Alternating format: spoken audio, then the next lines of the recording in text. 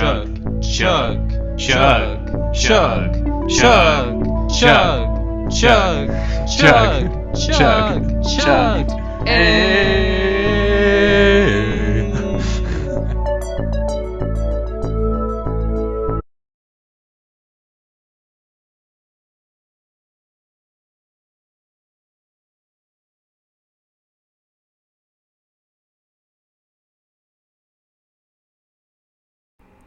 Hello and welcome back to the Wizard Staff. I'm your host Guy. And I'm Blake. And we are racing into the future with AetherDrift. We are two drunk novices who like to drink and swear. Oh my god, I feel like it's been a moment. Hold on. We drink and swear, you've been warned, please drink responsibly before playing children's card games. Okay. We're talking about cars. I don't know if... I know you're probably expecting that you came onto this podcast thinking like, hey, we're going to talk about some magic cards. No, we're going to talk about some cars. Ka-chow. Okay, yeah, sorry. In all seriousness, we are talking about the first new set of the year, which is AetherDrift. We did get Innistrad Remastered earlier this year, but this is the first time that new cards are dropping, so we felt the need to discuss. So, hell yeah. Awesome. Yeah. So, this will just be our typical set review. We'll run through the kind of idea of the set, the mechanics, 99, commanders, all the good stuff. Before we get to that, what are we drinking, Blake? I am being a bit of a fiend. I have been getting into energy drinks lately, so I am I am mixing Celsius Tropical Vibe energy drink with White Claw Hard Seltzer Black Cherry. Trying to watch my calories. I've heard of Celsius recently. How is it?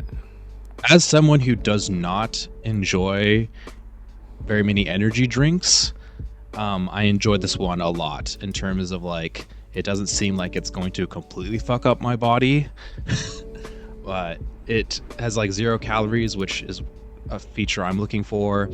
It has caffeine, which is what I'm looking for, but it doesn't seem to. It does have 0% juice, so don't be thinking it's all that healthy, but more or less I feel it's kind of those are the things I'm looking for, and it's got trace benefits of some vitamin C, some vitamin B6, the occasional thing here and there.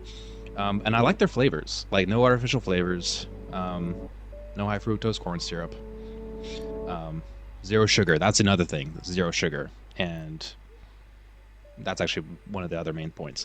And then I don't, this is an alcoholic podcast, so I'm mixing that with White Claw Hard Seltzer Black Cherry because it's only 100 calories and it's only 2 grams of sugar. Again, those are the kind of features I'm looking for. So I'm mixing them so that way when the end of the podcast comes, I'm not slurring my words, being super slow, and I have to edit myself to actually sound coherent. Hopefully they balance each other out. We'll see. Mm-hmm. Yeah, I just pulled up their website and it's it looks like it's actually more of a gym page. People are working out. This is the drink to, pump you up. That is part of their marketing. It's Celsius Live Fit is part of the main logo. It's advertised oh, drink one of these before a workout. You'll get your essential energy. It accelerates your metabolism. It burns body fat. All with little asterisks saying this is not clinically proven, but that kind of bullshit. But that's definitely how their market is they're definitely marketed towards being fit. Gotcha. Okay. Well, maybe I'll try it out. Mm-hmm. How about you? What are you drinking? I went in a different route. I'm drinking a Sauvignon Blanc, just that I picked up from my local liquor store.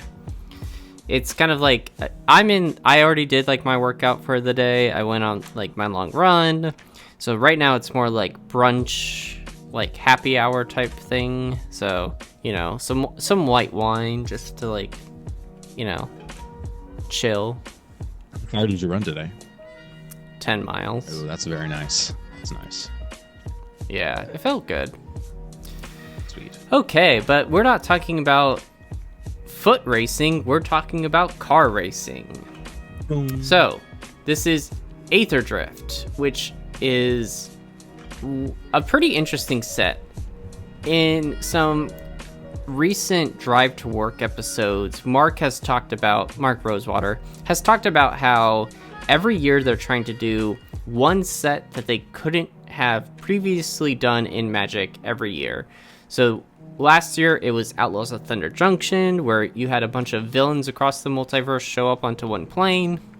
This year it's AetherDrift, which is a little different, where we have 3 planes on one set.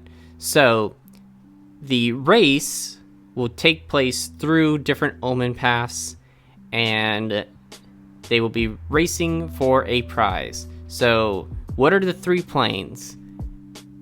Avishkar, Amonkhet, and Muragonda. Now, you might be thinking, what is Avishkar? Well, Avishkar is the new name for the plane that was previously known as Kaladesh. They went back, did some kind of counseling on like why Kaladesh actually wasn't such a good name. And so moving forward, it will now be called Avishkar, and there's, I believe, an in-story reason. I don't want to be like the lore expert here, but I think it had something to do with like revolt. Yeah, a revolution against the government. And so now Kaladesh is Avishkar. So that's where the race starts.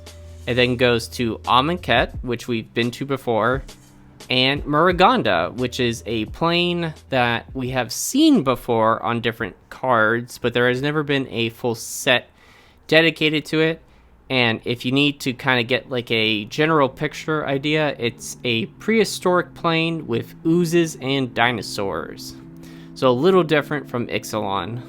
And question, isn't Muragonda like the plane that in theory is nothing but vanilla creatures? That is kind of the idea that they had for it with some of these like one-off cards that they've done. And I think that kind of like pigeonholed them into, you know, saying like, oh, if we did a full set, like, what are we going to do? Vanilla creatures and only vanilla creatures? It's like, okay. So this is a nice way of being able to have this plane that we've never been on and, you know, not have to dedicate a full set to just being vanilla creatures. See the plane, and it's basically a third of a set, which works because like a third of a set can have vanillas or French vanillas. Correct. Yeah. So what are these people racing for as they like go through like the death race as what it's called? They are racing for the Aether Spark, which I'm only going to read half of this card at the moment, and then we'll get to it later as kind of like a tease, but the Aether Spark is a 4 generic mana legendary artifact planeswalker equipment. That's all I'm going to say at the moment, so stay tuned, but I bet you already know what it does. So alright, let's get into the mechanics of the set, as in the mechanics who are tuning up these cars. Am I right? Curse you. Curse me. Okay, so the first big mechanic of the set is something called Start Your Engines, which is a mechanic that is designed to keep track of something called your speed. So, you know, when you play a card that says Start Your Engines, you begin something called your speed, and it starts at 1.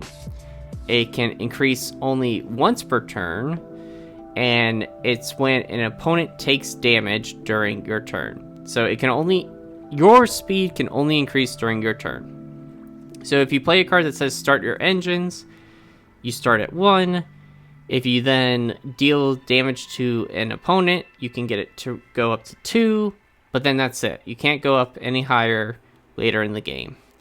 So other cards that say like start your engines, like those don't stack. So if you just play like something that says start your engines, and then another card that says start your engines, that is not going to continuously increase your speed. And these aren't counters, and there's some, right? This is no tracked separately from counters. It's its own, like, in a way, uninteractable thing. That's correct. Tracked. It's kind of like experience counters in a way. It's very hard to... I believe there's actually only one card that decreases someone's speed, but it's pretty irrelevant, so we're not going to talk about it, because this is kind of a mechanic that we're probably only going to see here. There is then something called max speed. So once you hit max speed with, this tracking, and that's 4 is the max speed, you could get some kind of extra effect. So that's start your engines. Blake, why don't you read the next one? So the next mechanic is exhaust.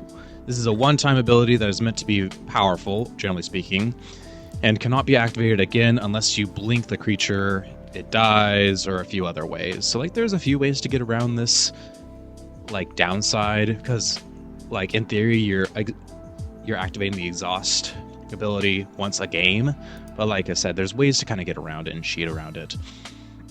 And so, yeah, I think there will be a couple of cards later on in the set review that we will talk about the exhaust mechanic, so stay tuned for that.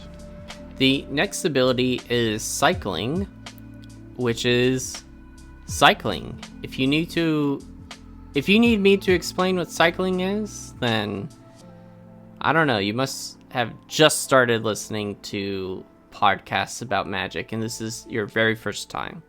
But cycling is an alternative kind of ability that's put on a card where you can often discard it to then draw a card, or there's sometimes you can cycle for like a basic land, and that's kind of it. Yeah, it's been on a lot of sets, and it's just a really simple, clean, elegant mechanic, in my opinion, that allows you to kind of get rid of cards in your hand that you don't want for potentially better cards. Yeah. So next up we have, for the final mechanic, vehicles/mounts. So if you've been to Kaladesh before, you remember vehicles. If you were just recently remembering Outlaws of Thunder Junction, where we got the mounts ability, they're kind of the same mechanic. One's for specifically artifacts for vehicles, and mounts are basically the same for creatures. So vehicles or mounts have a crew/saddle cost that your other creatures can tap to make your artifact into an artifact creature, or makes your mounts into stronger creatures that have an attack ability. I know that kind of sounds complicated, but like it makes sense. Like when you think about vehicles are for like crewing and mounts are for saddling.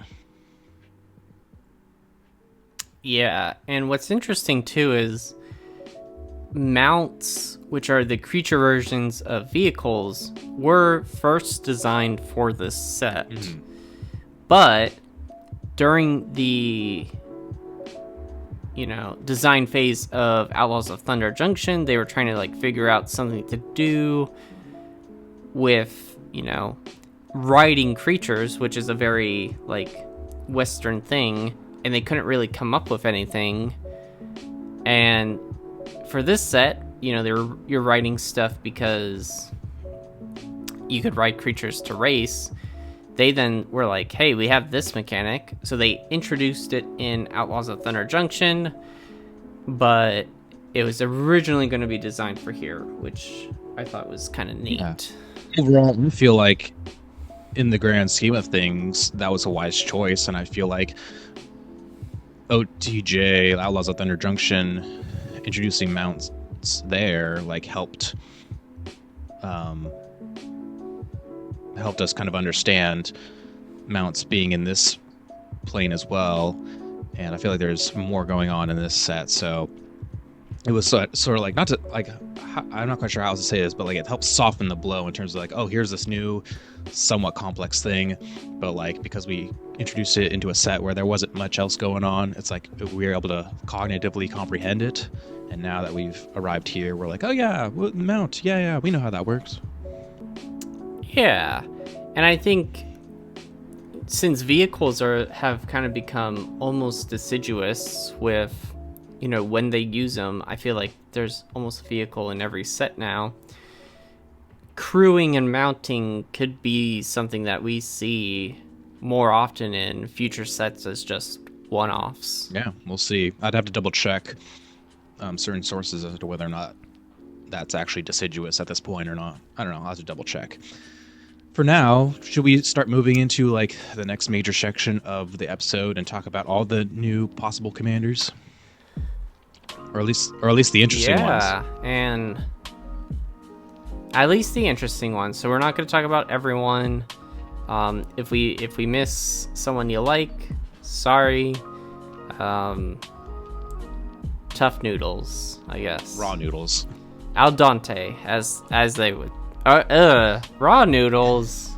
At least cook them a little. I had a friend who would just straight up Okay. eat raw noodles and it would just like be the loudest crunch in the world. And I'm like, That's disgusting. Okay, so just this first couple, like, they're not necessarily nobodies, but I think they're kind of interesting because it is a cycle of monocolored vanilla legends. It's not something we see often, but these are all creatures that were on Muraganda. But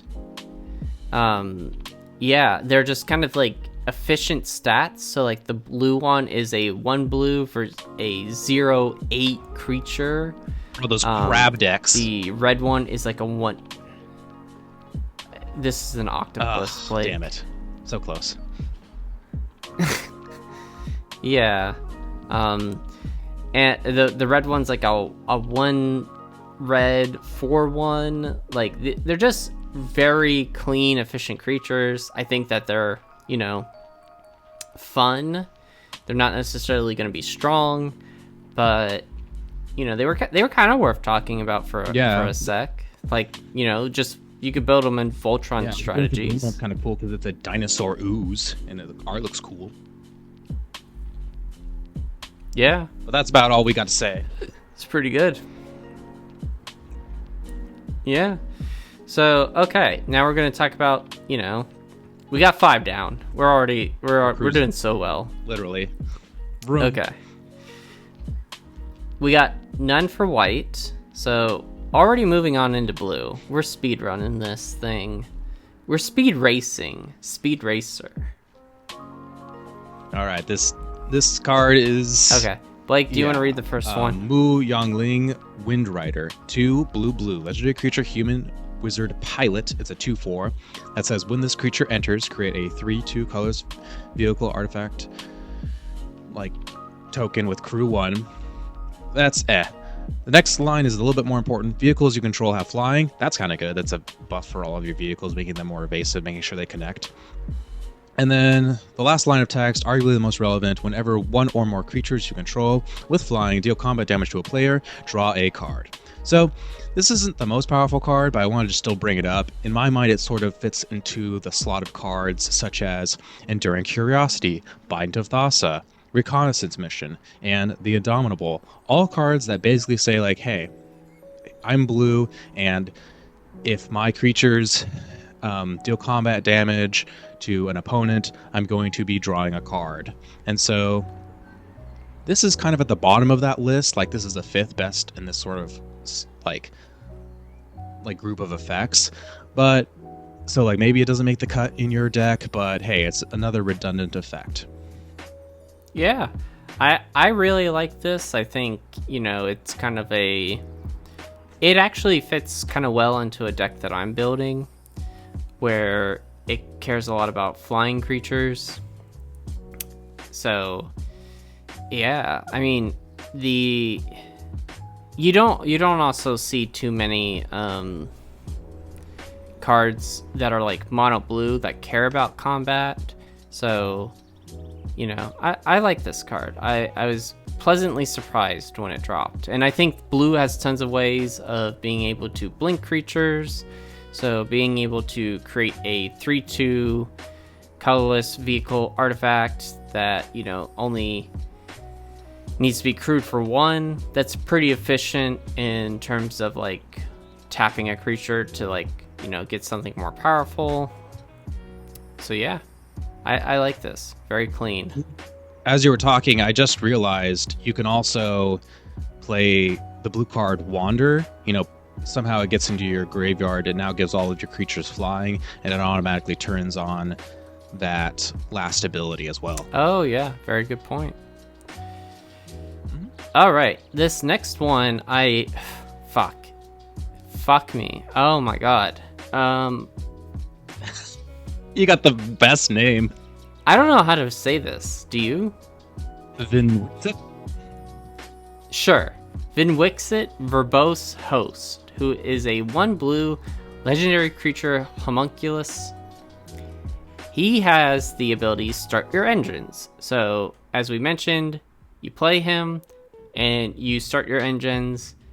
So, you know, if you hadn't already, it would start at 1, but this one then make it go up more if need be. Okay, you have no maximum hand size. Cool. So that's a pretty cheap way of getting no maximum hand size. And then it has max speed. So this means that if you had max speed 4, you would be able to use this ability. And it is, if you would draw a card, draw 2 cards instead. So that's good. I think the only like downside, as we kind of mentioned, is like there's not a ton of blue cards that like care a ton about combat. So it's like, you know, getting up to 4 in commander, or sorry, in a mono blue deck with max speed might be tough. I do think, though, being a 1 blue or a 2 mana commander in your command zone that can start your engines early, at least is, you know, pretty strong. So if you do care about this ability, you know what you're going to do on turn 2. It's play your commander. Start those engines. Absolutely. I will say, yeah, to further say like what you mentioned, which is like the major downside to this card is like in theory you're in mono blue, and mono blue isn't necessarily known for making your opponents lose life in any way. So it's going to be difficult to get to the max speed, and until then it really just has the ability of you have no max hand size. Like Vinwixit doesn't even have 1 power to like in theory attack early on, you know. It has it's a 0/4. So that also sucks, like especially when you compare like other no max hand size cards like Nazal Primal Tide or Reliquary Tower, Thought Vessel, Seagate Restoration. Like those are just like such powerful cards, and it's difficult because Vinwixit is like, both of these are good. Like having no max hand size, very good. Like being able to draw twice as many cards, very good. Like drawing twice as many cards, we see how popular Teferi's Ageless Insight is and Thought Reflection is, but I just think there are little ways, like the fact that it's restricted by like max speed, the fact that it has 0 power, in which this is also restricting itself. So I'm kind of in the middle about this card. Yeah, I think it's one of those things where it's like this would, if you really want to like maximize on, it's got to be in the about deck. Max speed. Yeah, like I think this more is a 99 card. It probably is. So, okay, moving on to black. Who do we got, Blake? All right, we got Gonti, Knight Minister. This is the 3rd time we have seen Gonti as a possible commander. They are a 2 black legendary creature, Aetherborn Rogue, 3/4, And there's a lot of text, so bear with me here. Whenever a player casts a spell they don't own, that player creates a treasure token. All right. Whenever a creature deals combat damage to one of your opponents, its controller looks at the top card of that opponent's library and exiles it face down. They may play that card for as long as it remains exiled. Mana of any type can be spent to cast a spell this way. So what does all that mean? Basically, it's like a bunch of the other Gandhi cards, where you're, like, quote-unquote, stealing your opponent's decks out from under them and playing your opponent's cards. And there's definitely ways in which this sort of design space of, like, stealing and playing your opponent's cards is, like, kind of mean and unfun in a way. But I think over the years, WotC has been able to design this sort of effect in more and more quote-unquote fun ways. And I think that this latest iteration of Gonti is an example of that, where I don't think people are going to, like, get salty and butthurt when they play against Night Minister. Yeah, I think what I like about this too is it says whenever a creature deals combat damage to one of your opponents. So it means basically, like, hey, if you're not attacking me, you're going to attack, like, one of our opponents instead, you're going to get some benefit. And you'll get some benefit if you cast that spell, because they'd also get to create a treasure token. But if you attack me, it just, you know, you're not going to get this benefit. So I think exactly. I like that. It's kind of like goad in a way. Like, you don't have to, but the incentive to get card advantage, potentially get a treasure, is very tempting.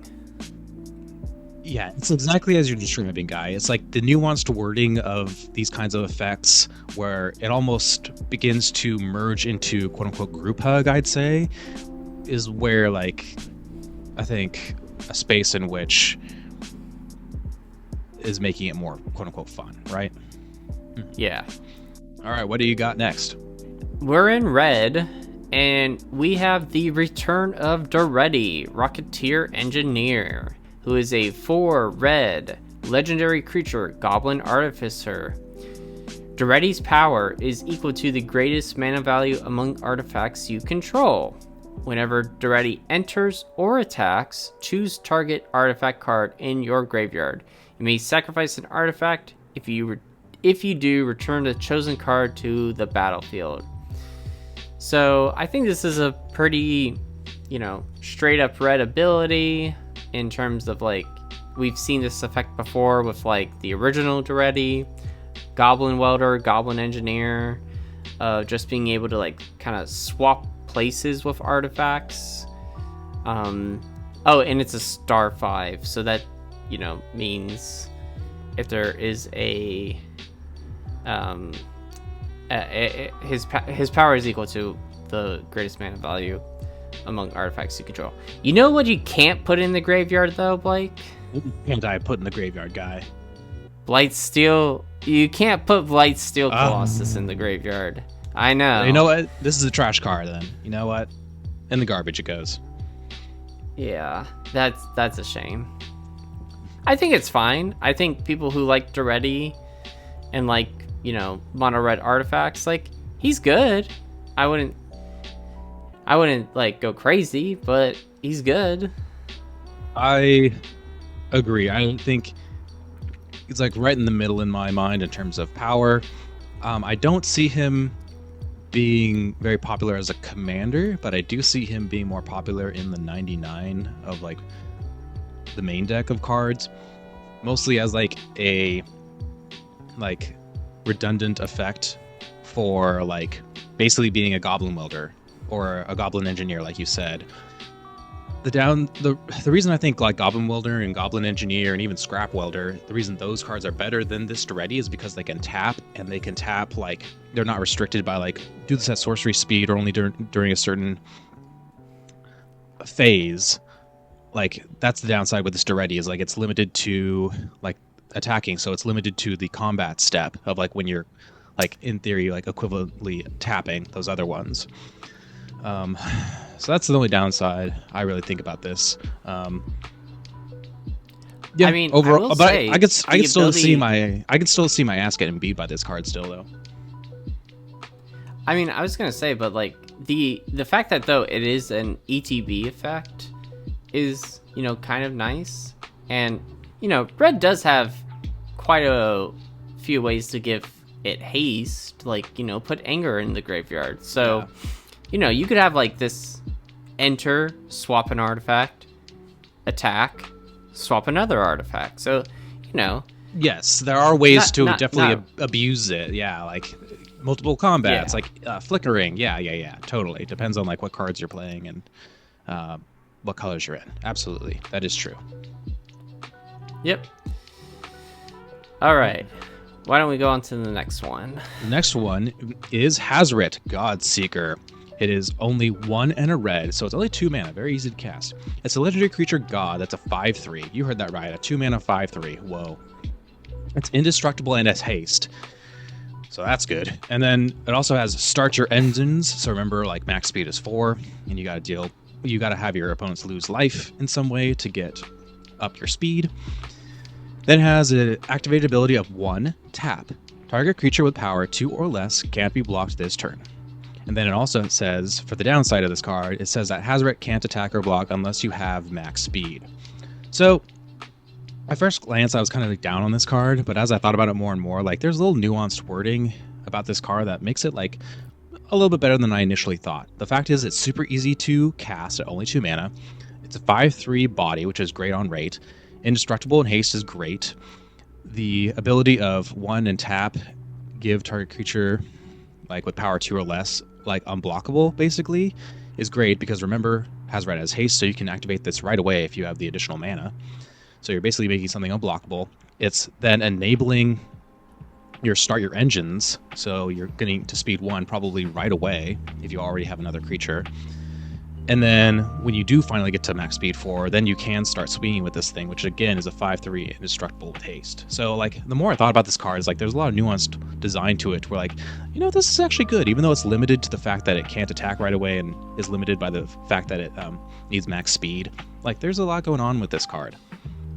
Yeah, I mean, we already talked about Vinwixit, who is like, okay, I mean, it's starts your engines for 2 mana, but Hazret starts your engines also for 2 mana, but in red, if this is your commander and, you know, it's mono red, it's going to be a lot easier for you to deal some damage, either through attacking or just two-face with, like, lightning bolt and stuff like that. So, like, this I would definitely consider more likely to be able to hit that max speed.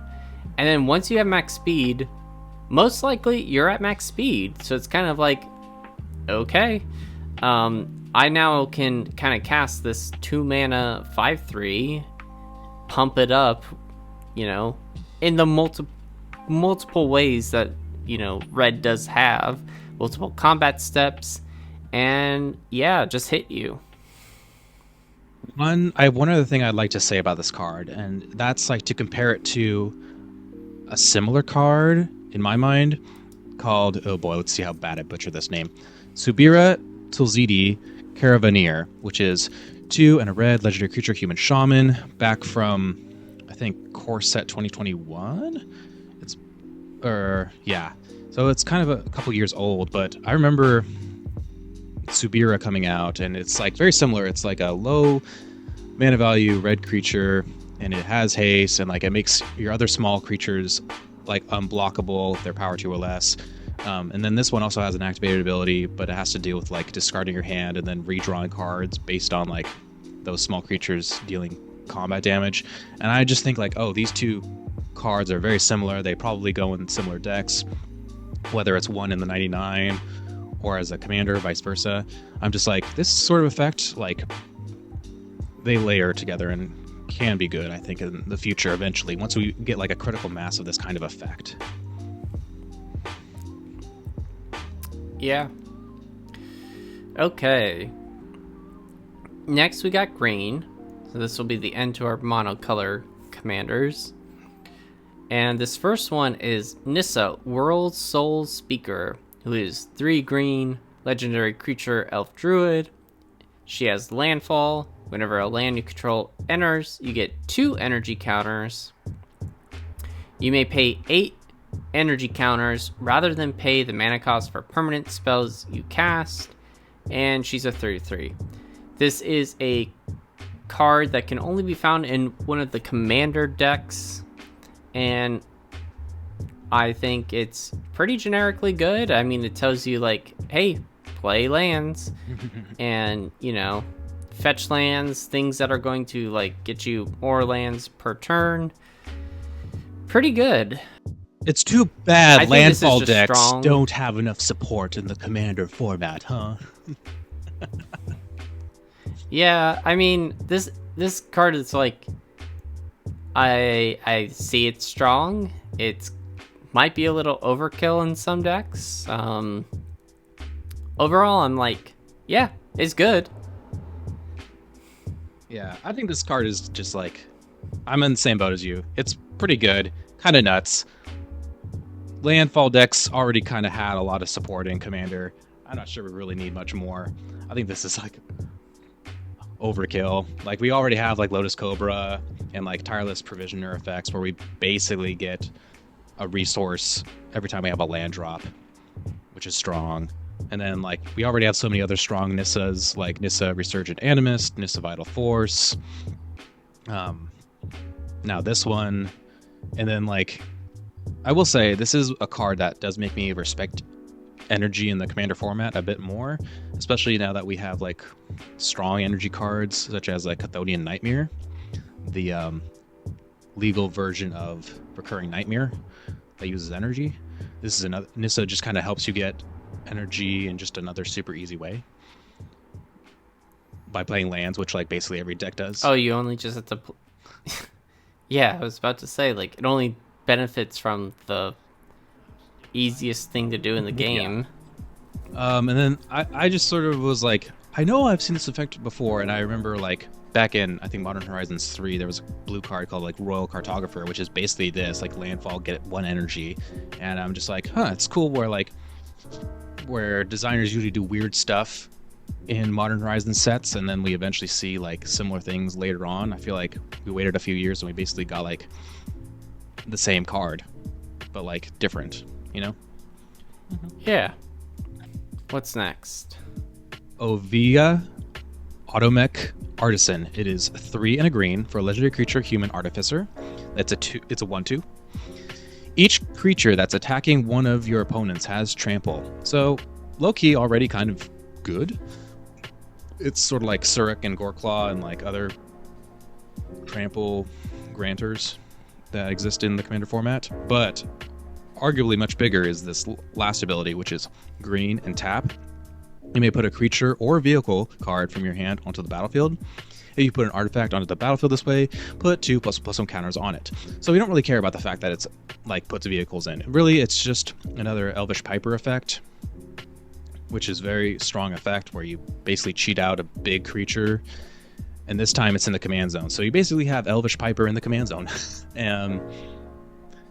I am curious, like, how popular this card will be both in the 99 and as a commander, because at this point in Commander's history, we already have so many ways of cheating out big creatures. I'm curious, like, if this is going to make the cut, honestly.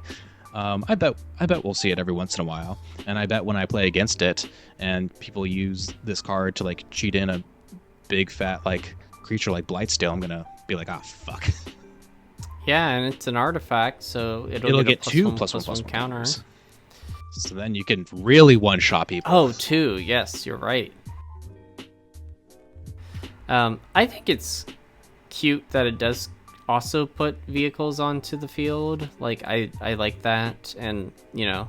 Oh yeah, it's a cute little bonus. I think that's an upside. Don't get me wrong. I think it's a good thing that they added that little bit. Right, and if this is your commander specifically, it's like, okay, mono green vehicles, like, that's not the most overpowered thing. So it's like, okay, yeah, like, you know, maybe get a little boost there, but it's not.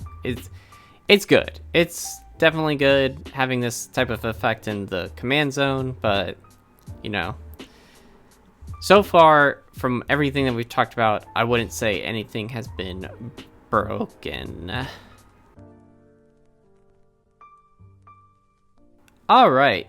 So we are moving into multicolor commanders now.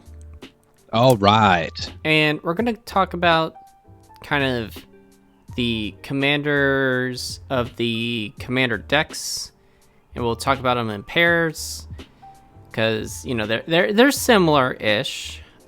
But these first two is an Esper commanders. So we got Temet Noctamun's Will, who is the face commander at 2 mana, white, blue, black, legendary creature, zombie wizard, vigilance, menace. Whenever you attack, draw a card, then discard a card. Whenever you draw a card, zombies you control get +1/+1 until end of turn, and is a 4/4. This is the face commander. And then the backup commander is Hashatan Scarab's Fist for white, black, legendary creature, zombie wizard. Whenever you discard a creature card, you may pay 2 and a blue. If you do, create a tap token that's a copy of that card, except it's a 4/4 black zombie, and it's a 1/3.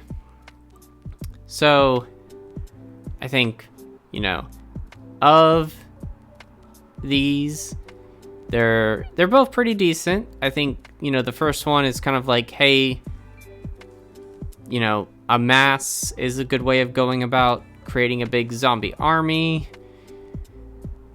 Drawing cards makes your zombies stronger.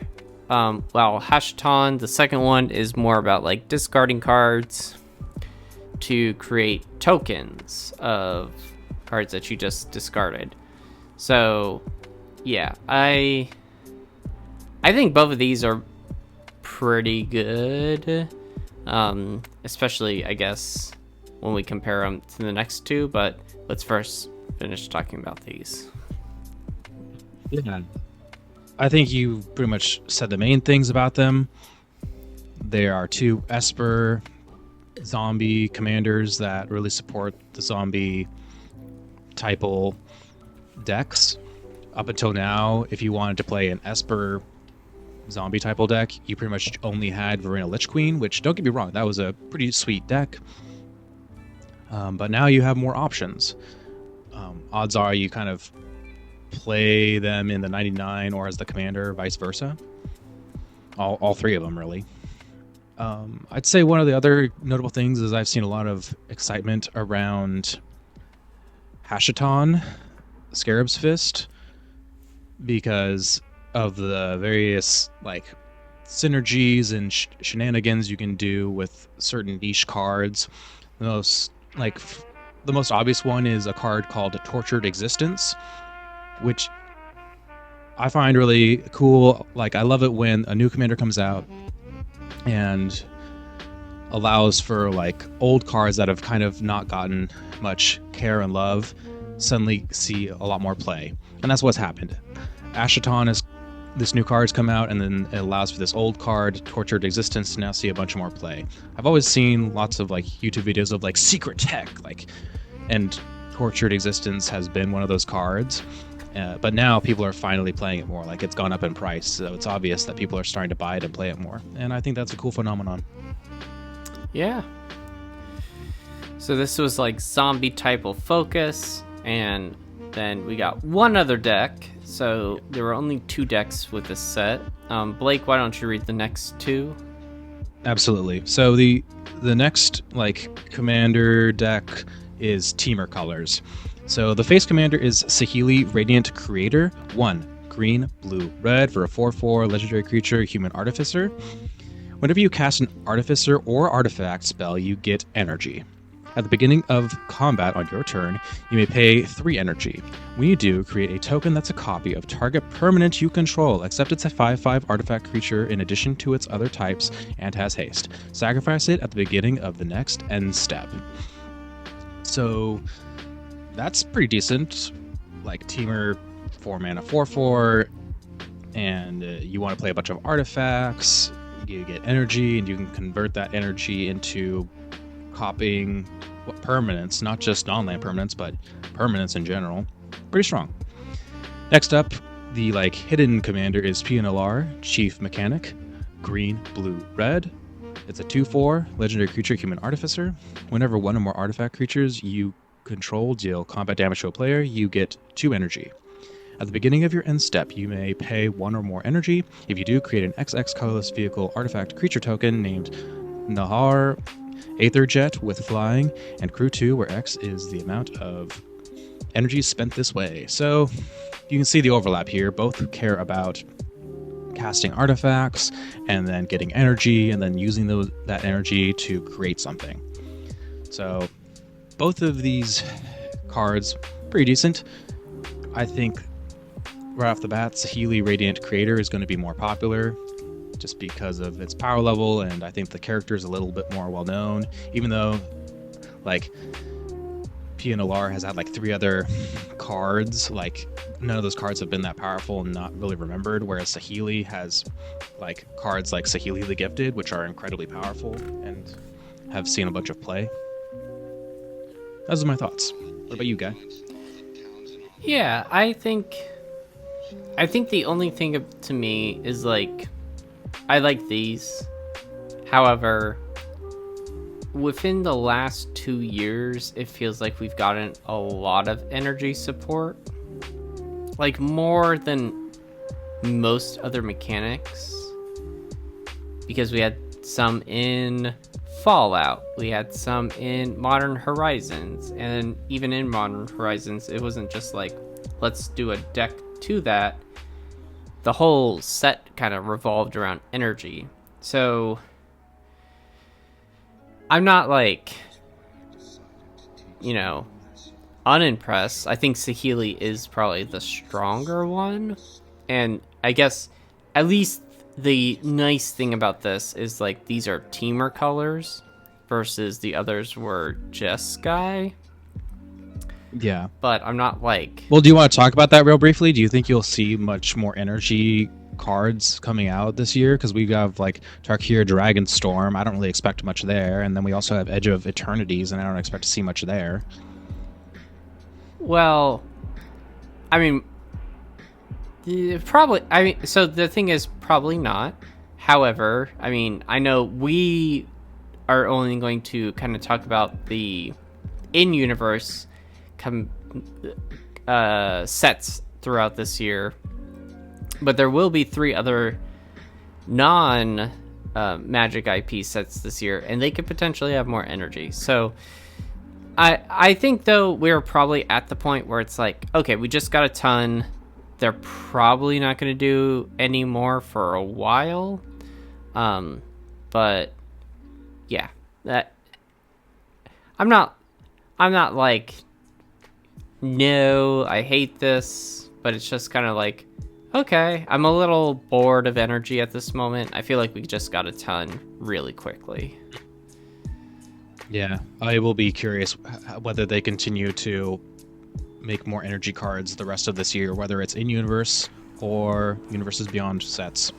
I know that as a designer, it's sort of like Mark Rosewater has talked about how it's like a challenge to create an alternate resource system. Like Magic's main resource system is mana, and so like whenever they make another resource system such as energy, it has the potential to it's really hard to balance power wise. Yeah. So far they haven't, like, at least for the commander format, made any busted energy cards that needed to be banned right away, but hopefully that continues. I don't want to see many more cards banned. Yeah, and I mean, they could do the same thing with a different mechanic that we've gotten little support of, but it just, energy is only the example because it's the one that we've gotten 3 commander decks within the last year and a half dedicated to it, and it's like, no one else got that. So, that's it. Alright, moving on. We got two new gods. So we already talked about Hazoret. These are the 2 new gods for Amonkhet, who kind of replaced the gods that died. So I'll talk about the first one here, which is Sab Sunan Luxa Embodied. a 3 green-blue legendary creature god with reach, trample, and indestructible. Sunnen. I don't even know if the Sunnen can't attack or block unless it has an even number of counters on it. 0 is even. At the beginning of your first main phase, put a +1/+1 counter on Sunnen. Then, if it has an odd number of counters on it, draw 2 cards. So, pretty good. And it's a 6/6. So, I think if you're going the route of, hey, I just want to play a good, efficient creature to attack, you could have cards like Doubling Season, where you're always going to hit that even of just doubling up. I think if you want to go the route of like every other turn, totally can. Yeah, pretty good. The frog is hot. Saying the loud part out loud. Yes. Yeah. I feel like we've gotten this has been something actually also recently more interesting with Simic color, is that like we care about evens and odds. Like I think Zamone had a card that cared about evens and odds, and Duskmourn.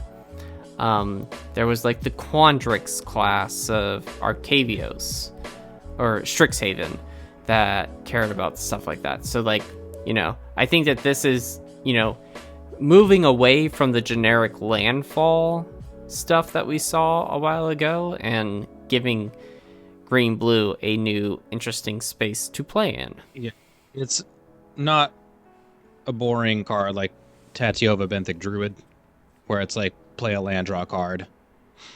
It's like, all right, you gotta do something a bit more interesting. You gotta consider whether you're even or odd, and I totally agree. It lends towards interesting space. Yeah, like I don't know if this will be the most popular commander, but I definitely see this being like reasonably popular. Like, you're in Simic, so you got a lot of competition, but like you're doing something somewhat unique. It helps that you have like a 6 mana or a 5 mana 6/6 body with reach, trample, and indestructible. Like that's a really strong body.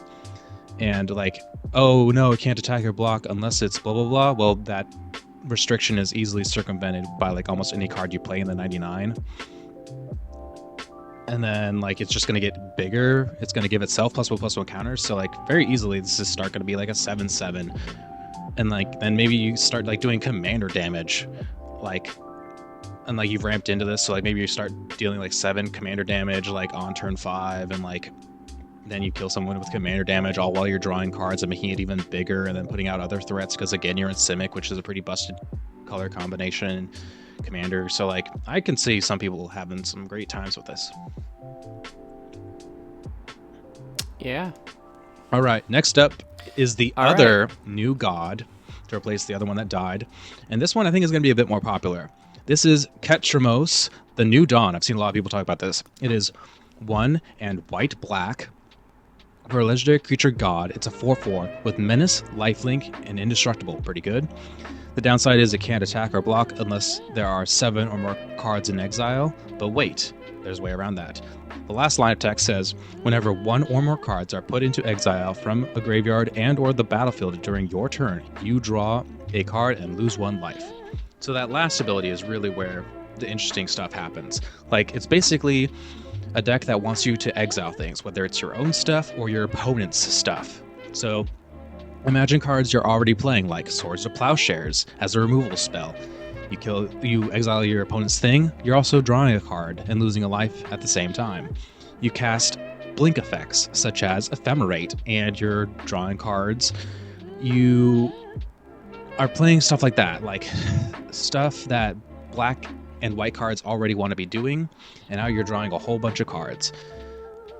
Keep in mind, the wording of this card says whenever one or more cards are put into exile. So like if you exile like, I don't know, 7 cards all at once, like you're only like triggering it once. So like you want to do lots of incremental exiling, right?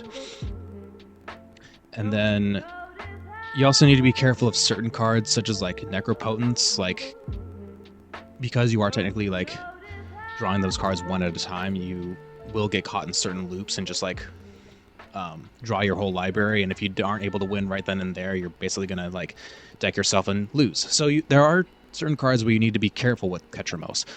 But like I said at the beginning, I see a lot of hype around this card. Guy, what do you think? Yeah, and I guess like the one tiny thing that I would kind of like asterisk to what you said about like doing incremental exiling is, you know, it does say that like can't attack or block unless there are 7 or more cards in exile. It doesn't care whether or not it's your cards or just your opponent's cards. Yeah. It's cards in general.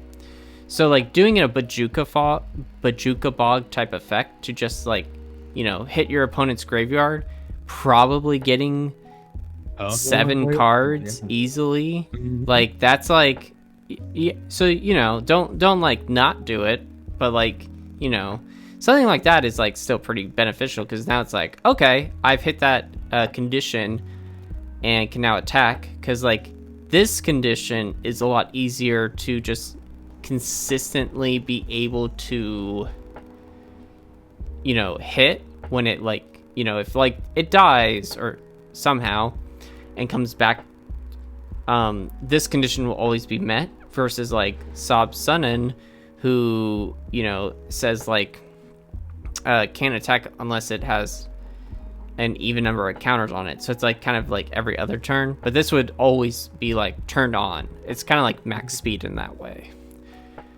But I agree, this will probably be more popular.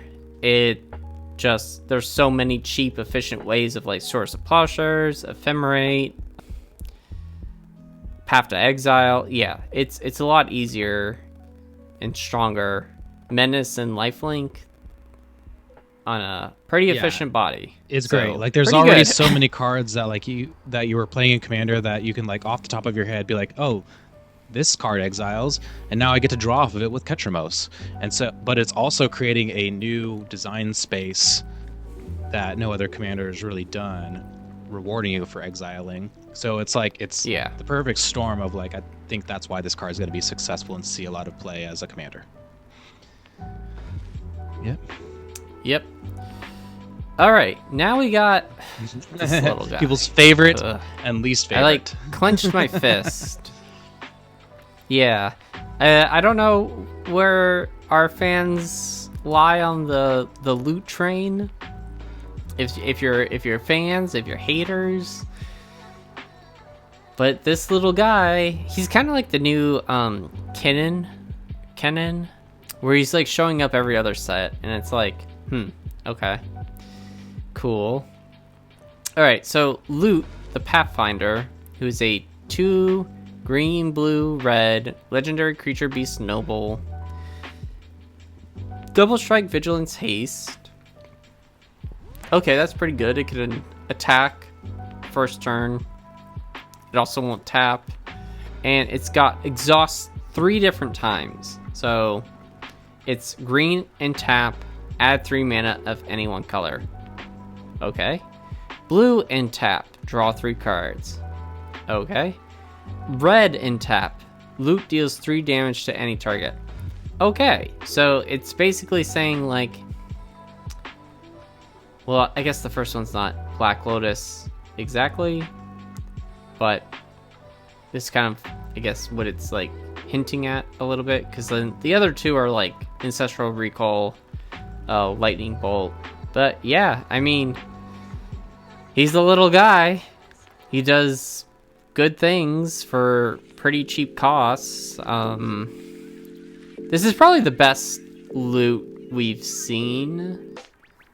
This is his 3rd iteration.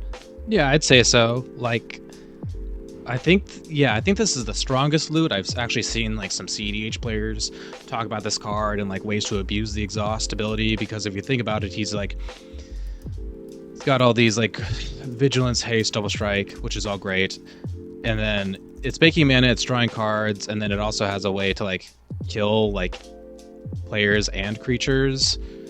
So it's like it's got everything you kind of want if you can abuse tapping and untapping and getting around exhaust. So it's like, yeah, pretty great. Yeah, pretty good. All right, next one. We got 2 more, and then we're in the 99. So this next one is Captain Howler Sea Scourge, 2 and blue-red for legendary creature Shark Pirate. That's a fun subtype. It's a 5/4 with Ward 2, pay 2 life. So it's kind of hard to target and get rid of this thing. Whenever you discard 1 or more cards, target creature gets +2/+0 until end of turn for each card discarded this way. Whenever that creature deals combat damage to a player this turn, you draw a card. So it seems to be an easy to cast. Is it commander? That's hard to get rid of because of the ward ability. It's got good stats. It's able to buff up your other things, and based on like you looting or rummaging, which red and blue like already do. And if those creatures connect, you're drawing more cards, which can then give you fuel to then discard and just go around in a loop-de-loop. So this has like the makings of like a pretty solid deck.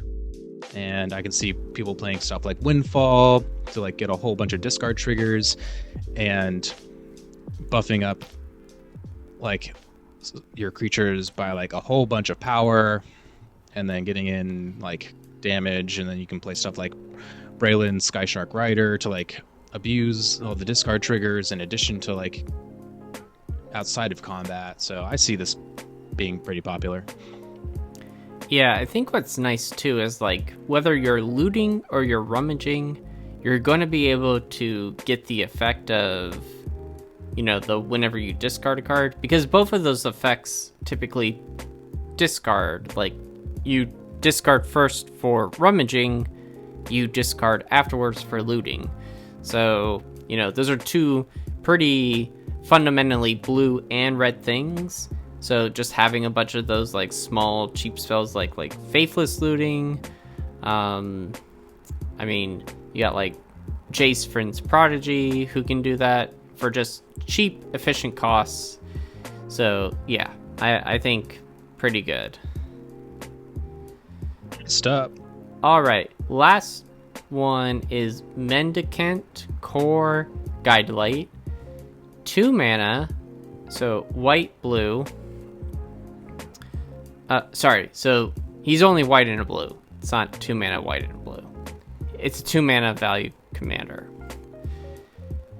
Legendary artifact creature robot. Mendicant Core's power is equal to the number of artifacts you control. Another start your engines for very cheap cost. And then max speed. Whenever you cast an artifact spell, you may pay 1. If you do, copy it. The copy becomes a token. So that's pretty good. I think, again, the kind of issue is, I think the nice thing, at least with this, is like white is known for attacking and can help you get to your max speed more quickly than if you were just in mono blue. So, yeah. Yeah. I'm cautiously optimistic about this card and its popularity. The reason is it's easy to cast, right? It's only 2 mana, as you said. And you can just play out a whole bunch of like colorless artifact ramp regardless pretty early in the game, and like just make a 2 mana, I don't know, 5/3. You're then able to swing in and attack and start getting start your engines and max speed going just off of combat swings. I think pretty reliably. And then before you know it, you're at max speed pretty reliably, and then you're casting artifact spells and then paying only a single generic mana to copy it, which is very strong, just like at any point in the game. Like, Guy, I don't know if you ever played against like cards like Mirrorworks, where it's like kind of the same effect, but like you're copying artifacts like for 2 mana. But like that shit gets out of hand really quick. Can be very strong. I know other people are going to compare this commander to another artifact Azorius commander, that being Shorakai Genesis Engine, and Shorakai being super duper popular. I have no illusion that this is going to be less popular than Shorakai. I get that, but I still think there's room for this card to be like C play, and I think it does a different enough of a thing. That being like the main focus of this card being like copying artifacts and just like steamrolling your opponents very easily to happen. Yeah, I mean, I could see it. We'll see. Maybe I'm wrong. Maybe nobody plays this garbage card. All right. Well, those were our commanders. We're now going to run into the 99, and there's some interesting stuff. So, no time like the present. Blake, what do we got? So as always, with the 99, we're going to go in Wooburg order: white, blue, black, red, green, and colorless. So let's start with the white. We have Guardian Sunmare, 3 and white. It's a 5/5 creature horse mount. Right off the bat, it has Ward 2, so that's good. Like, it's already hard to target it and get rid of with spot removal. But the main bit of text is that whenever this creature attacks while saddled, search your library for a non-land permanent card with mana value 3 or less, put it onto the battlefield, then shuffle. Saddle 4. So, this is wild to me. Like, first off, like, this is like a 5-mana creature that tutors, which is pretty good. Like, in white, we don't really have that many effects that are this unrestricted. Like, we have Stoneforge Mystic, a creature that tutors specifically artifacts. We have Deep Gnome Terramancer, where if you're behind on lands, it searches up lands. We have Ranger Captain of Eos, a very strong card that searches up specifically creatures. The reason this horse is so great is because it searches up like any non-land permanent with mana value 3 or less. That is so many cards.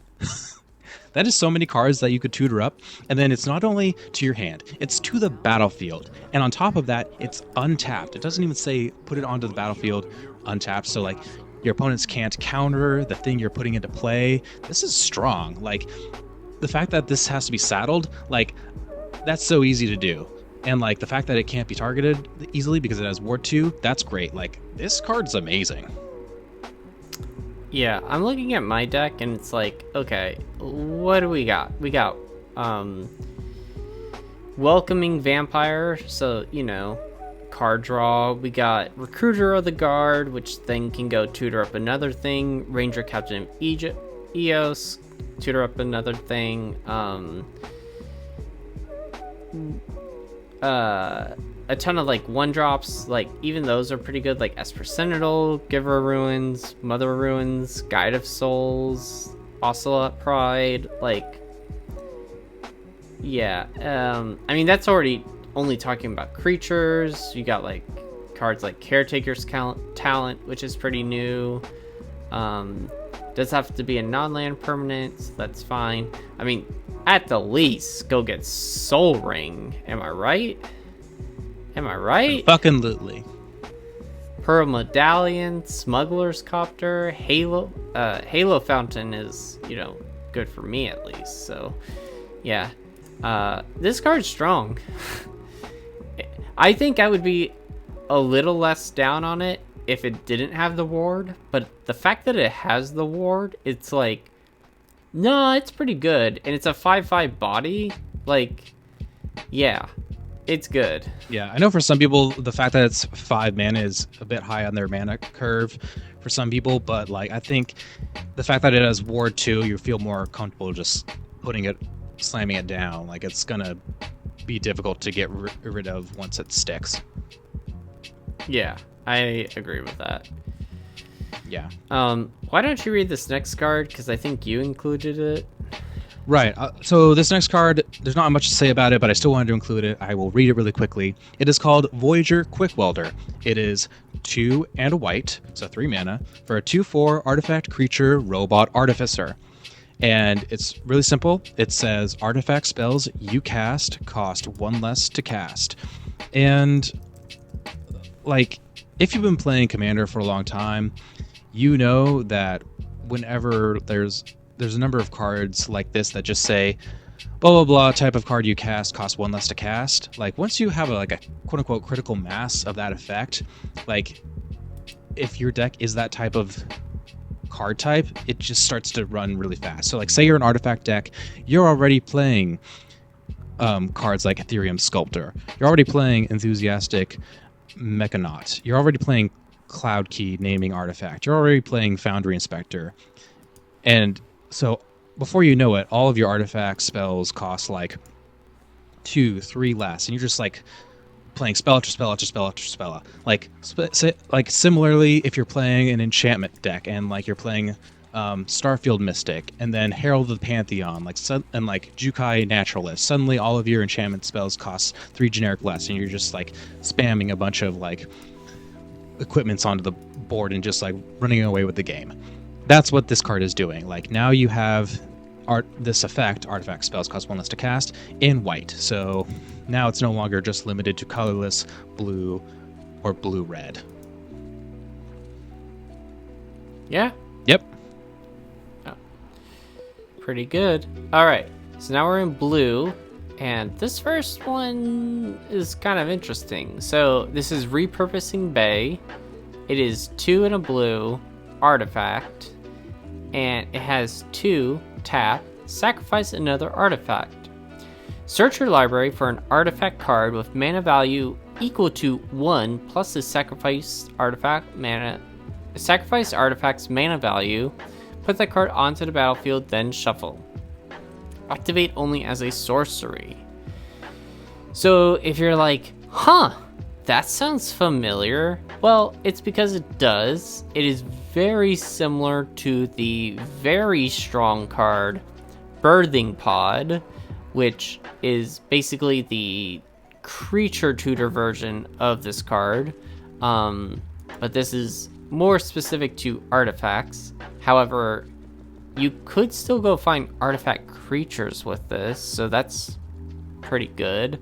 There was also Synthesis Pod, which was kind of a weird one.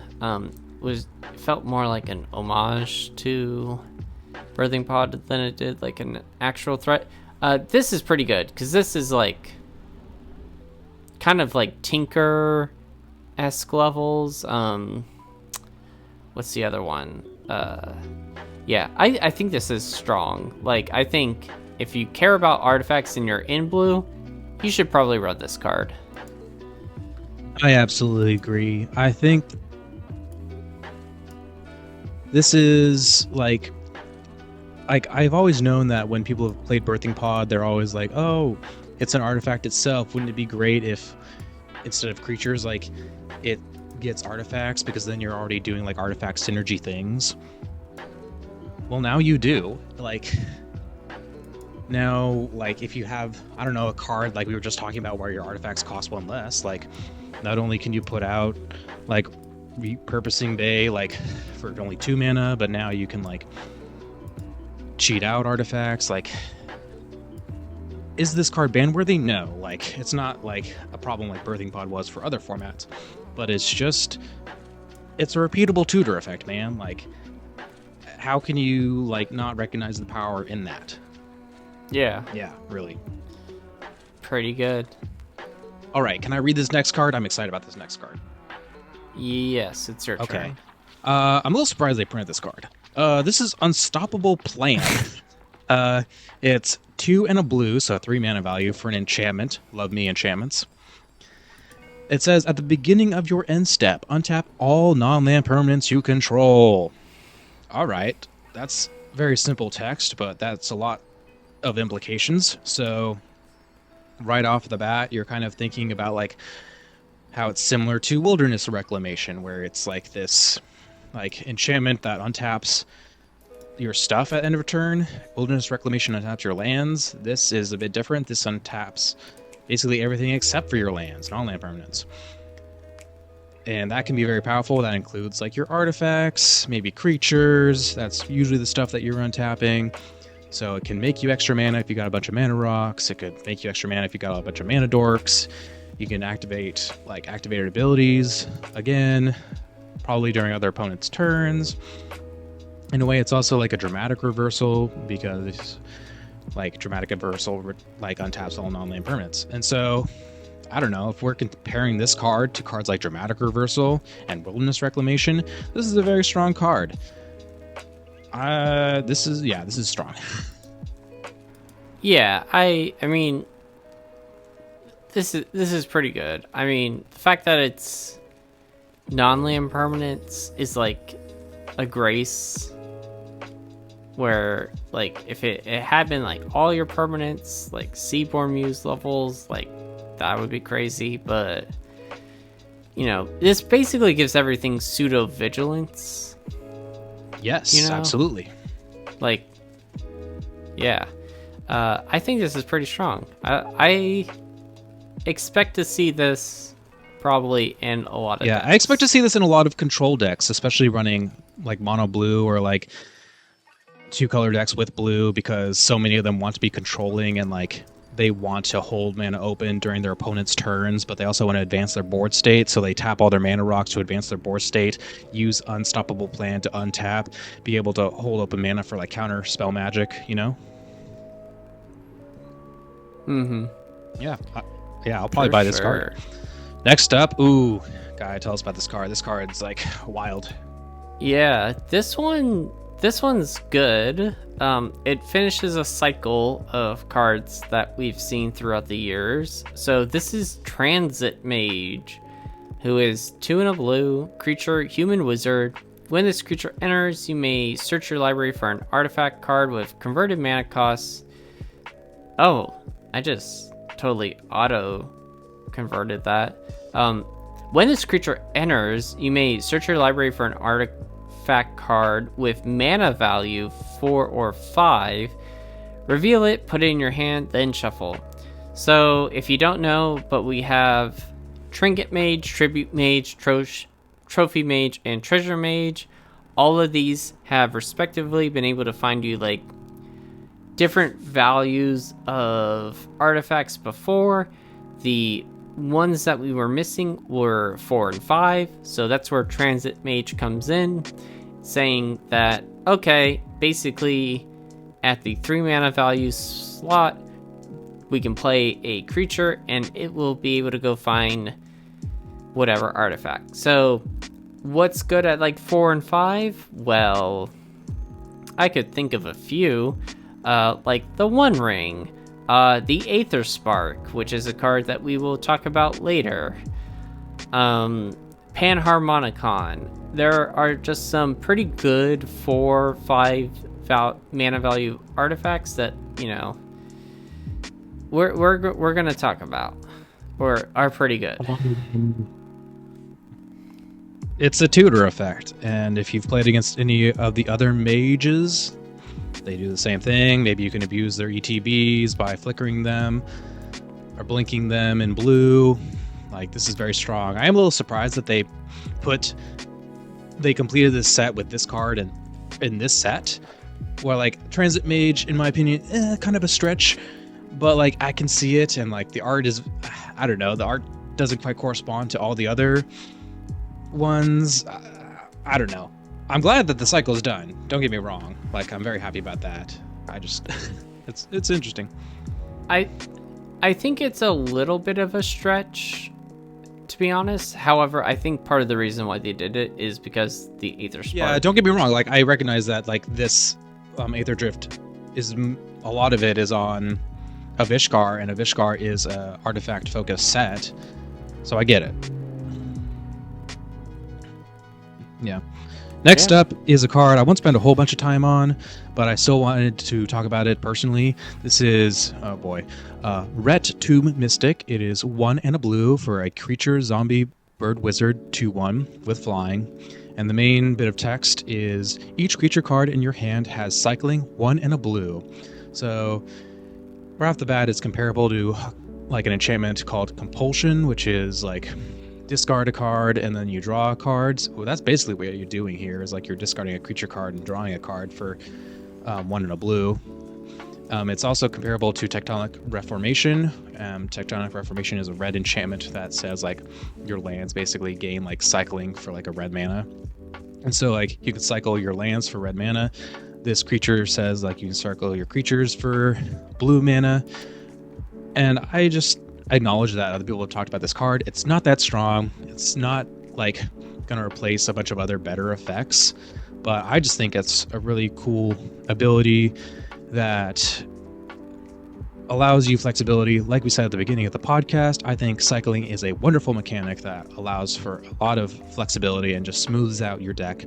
And especially if you have a whole lot of creatures in your deck, no matter what the color identity is, like this bird wizard zombie might just help you smooth things out. And I think it's like obviously a slam dunk in decks that are already wanting to cycle. Yeah, I just think that the card is cool. I won't waste any more time. Let's move on to black. Yeah, I mean, that's exactly why I included it, so, nailed it. Alright, black. Curse Cloth Wrappings. 2 black artifact. Zombies you control get +1/+1. But wait, there's more. Tap. Target creature card in your graveyard gains Embalm until end of turn. The Embalm cost is equal to its mana cost. So, that means that you exile that card and pay its Embalm costs, create a token that's a copy of it, except it's a white zombie in addition to its other types and has no mana costs, Embalm only as a sorcery. So, this is kind of like a one-time, hey, I can recast a creature from my graveyard. The downside is that, the original will get exiled. I think, we already talked about like Ketramos being probably one of the most popular commanders from the set. This would care a lot about like, exiling a card from your graveyard, because Embalm will exile that card from your graveyard. So, yeah. And, general zombie pump effect for 4 mana. Overall, pretty good.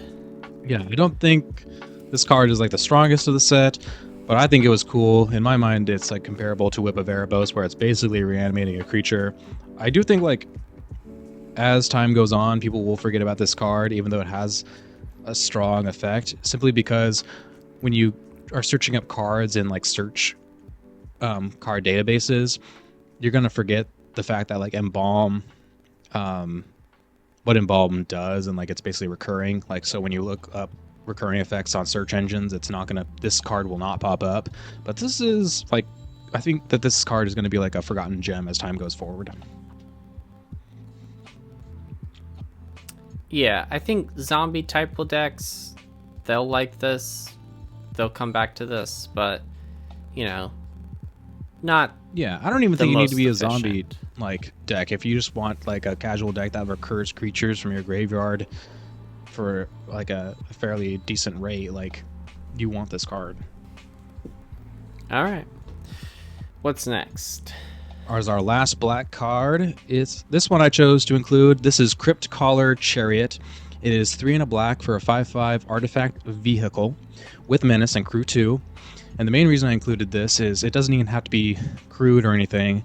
It just has a static ability saying that whenever you discard 1 or more cards, create that many tapped 2/2 black zombie creature tokens. So this, in my mind, is just a great support card for discard-focused decks. It's not as powerful as a card, say, like Waste Not. Waste Not is like an iconic black discard support card, but this does part of that. Like, you're discarding cards and you are making bodies. You're making everybody discard while you are getting a board presence and able to beat them down in order to close the game. I think Crypt Caller Chariot just adds to that archetype. Okay. Yeah, I mean, I think the fact that, like, it's not like it says whenever you discard one or more cards, create that many.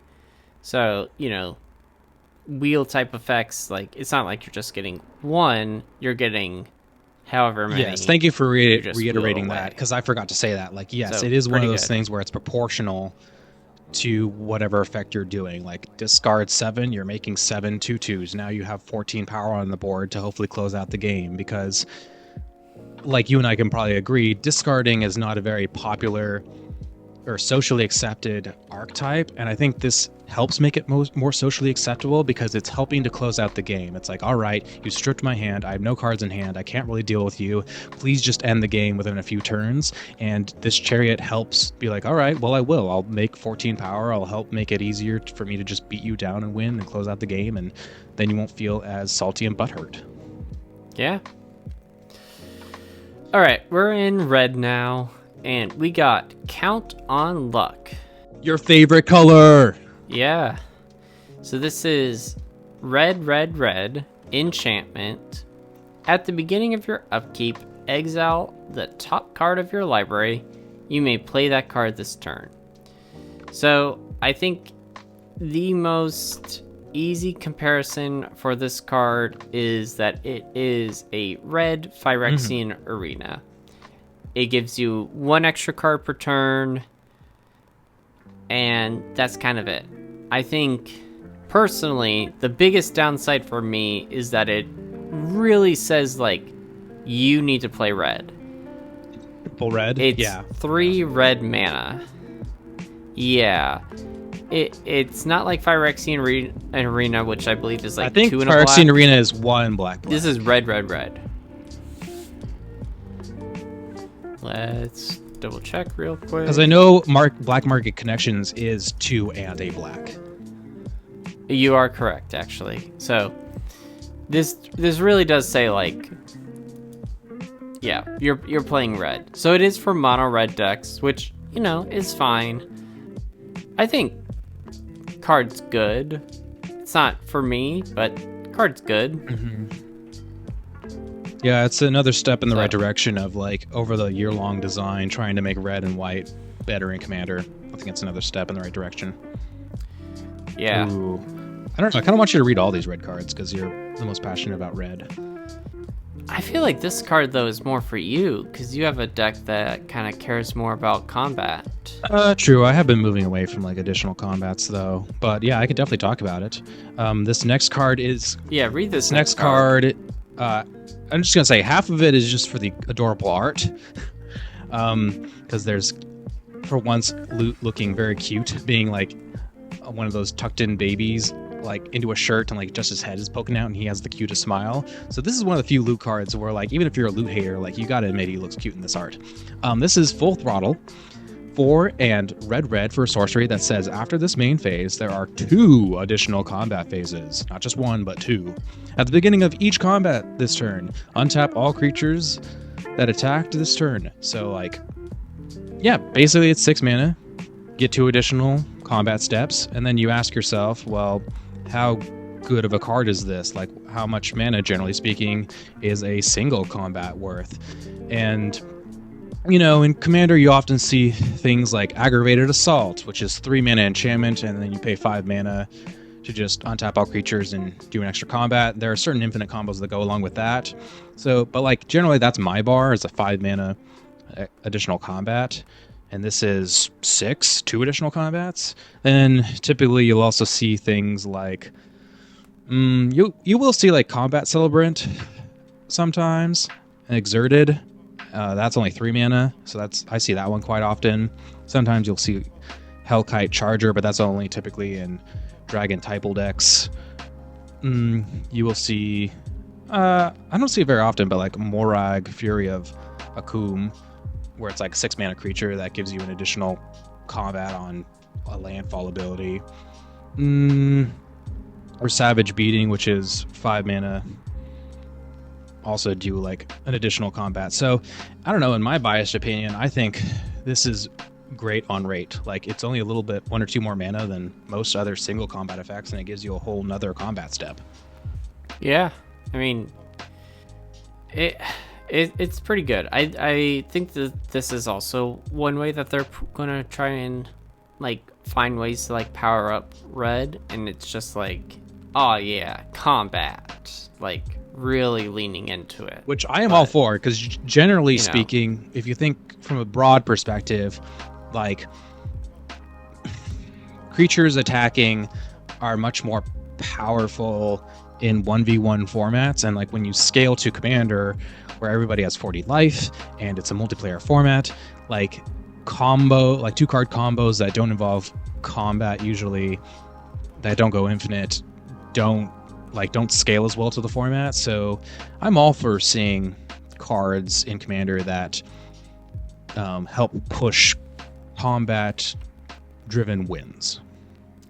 Yeah, because sometimes you want to go all out on one player, but then it leaves you vulnerable on the crackback. This says like, hey, no, I'm going to take out 2 people. So, you know? Guy, how about you read this next one?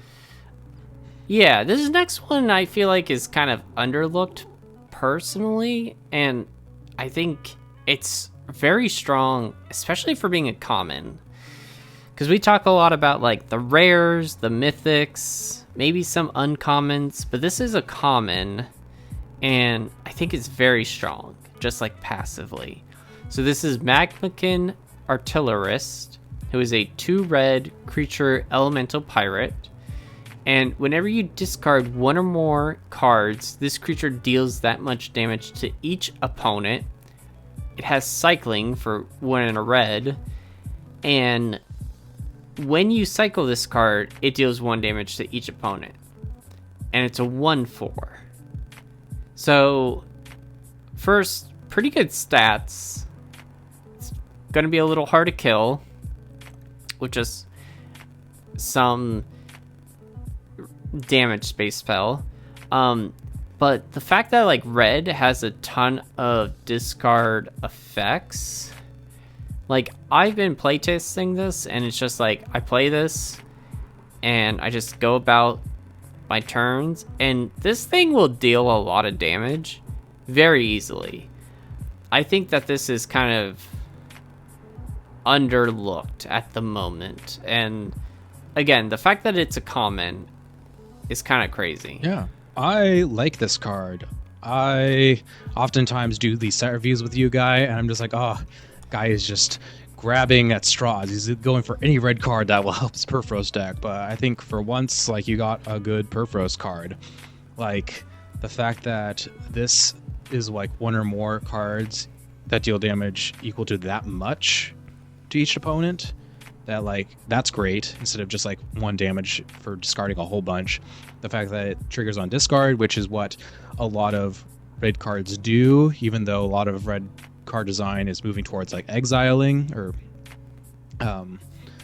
it still has a lot of effects. Like worst case scenario, you cycle this away and then you get a different card, which is great in mono red, because like you generally struggle for like card advantage, generally speaking.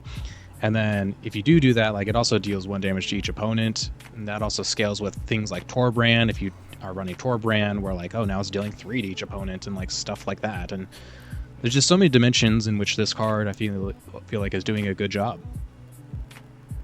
Yeah, I was very surprised when I saw this. I was like, you know, I didn't get much this set, and that's fine because I got a ton in Duskmourn. But I'm looking at this card and I'm like, this is crazy, right? Like this is good. Like wheel effects, like even if you're not playing Wheel of Fortune, which is like the most expensive of them, Wheel of Misfortune is still a pretty common card and is getting reprinted more and more. So like being able to wheel, you know, why don't you take 5 damage and then, you know, deal 5 or 6 to your opponents as well? It's each opponent. If this said just like deal that much damage to 1 opponent, I'd be like, okay, discard not at that case. But the fact that it's each opponent, yeah. All right. This is so, good. Guy, I know you just talked about this card, and we usually go back and forth, but I think you should talk about the next card so that I could then talk about the card after that. Sure. And I mean, this next card, so we're in green now. This next card, I'm like, I included it because it's like a generically powerful effect. It's Thunderous Velocipede, which is 1 green artifact vehicle. It has trample, and each other vehicle and creature you control enters with an additional +1/+1 counter on it if its mana value is 4 or less. Otherwise, it enters with 3 additional +1/+1 counters on it. You crew it for 3, and it's a 5/5. So overall, it's just a very strong way of being able to put +1/+1 counters on things. It's a very cheap effect. I think, yeah, it's good. It's just gonna pump up your creatures. I think, I don't have much to say about it either. It really is just like another Hardened Scales effect. It really is like another Kami of Whispering Hopes. It's another great card if you're playing +1/+1 counters. Like if you're mono green, like, or green white in particular. Yeah, like you don't even have to like crew it, I don't think, to get the additional counters. Nope. So that's what I want to say. The next card we have, I'll just read it really quickly. It's Beast Rider Vanguard. It is 1 and a green for a 2/2 creature human knight. And then it has an activated ability of 4 and green. Look at the top 3 cards of your library. You may reveal a permanent card from among them and put them into your hand. Put the rest of the bottom of your library in any order. Blake, why are we talking about this card? And my answer to you is, it is basically the best infinite mana outlet if you are playing mono green. Like, up until now, if you've been playing mono green and make infinite mana, the best card you have is Duskwatch Recruiter, to basically put a bunch of mana into the ability and flip cards from the top of your library into your hand, and then from your hand onto play. And now Beast Rider Vanguard is a better version of that. Like, Duskwatch Recruiter has the downside of being like one of those werewolf cards where, like, if you don't use it right away to win, like, it has the downside of just like going away from the useful side and being absolutely useless piece of shit. But this card, on the other hand, is like equally easy to cast and like arguably like better activated ability. And there's just so many ways to make infinite like green mana in mono green, especially like these days, where like just not long ago we have Ashaya Soul of the Wild printed. Like, you have stuff like that, plus Kyrian Ranger, plus Argothian Elder, Leyline Weaver, Scrib Ranger, Karametra's Acolyte, Priest of Titania, etc., etc. Like, this is now like a great card. A small caveat to what I just said is this Human Knight card only triggers off of like permanents, so that means you don't want to run a whole bunch of instants or sorceries. But other than that, like, if you just play a permanent heavy deck and just make infinite colored mana and just want a combo, like, this is now a great card. Yeah, no, I agree. I do think your point to like the Duskwatch Recruiter is pretty good, because it's like, you play that pretty early and just pass, and it's pretty easy for that to like just transform. I feel like I saw that on the game nights, and it's like, oh, well, I didn't want it to transform, but it did. And it's like, I know High Power and CDH people have been like wanting this type of card for years, where like Duskwatch Recruiter was the best they got, and like they're like, shit, this card is useless, like, if you don't use it to combo right away. And now we finally have Beast Rider Vanguard to take the place instead, and it's going to make people a lot happier. Ooh, I'm excited about this next part. We're moving into multicolor. Yes. We have 5-ish cards to talk about in the multicolored section, and that is just because it is the multicolored Gear Hulk section. So we got 5 allied color Gear Hulks, which is kind of similar to what we got on our previous set from Kaladesh, now Avishkar. And those were all monocolor. These are allied colored. So we have green, white, red, green, white, blue, black, blue, and red, black. 3 of these I called out as being kind of the standouts for Commander. 2 of them being like so-so. So to kind of like just quickly say, like, though, blue-black one was a discard Thoughtseize type effect, which, you know, that's okay. The red-black one was a reanimate type effect, but it came back with a, what's the type of token? Finality counter. So, like, the red-black one brought something back with a finality counter, but regardless, you would have to exile it, so it's kind of, like, useless in that regard. So those two are, like, the weaker. I think these three that we're going to talk about are the stronger of the 5. So I'll quickly read this first one, which is Bright Glass Gearhulk. Green, green, white, white, artifact creature construct. First strike, trample. When this creature enters, you may search your library for up to 2 artifact, creature, and or enchantments with mana value 1 or less. Reveal them, put them into your hand, then shuffle. And it's a 4/4.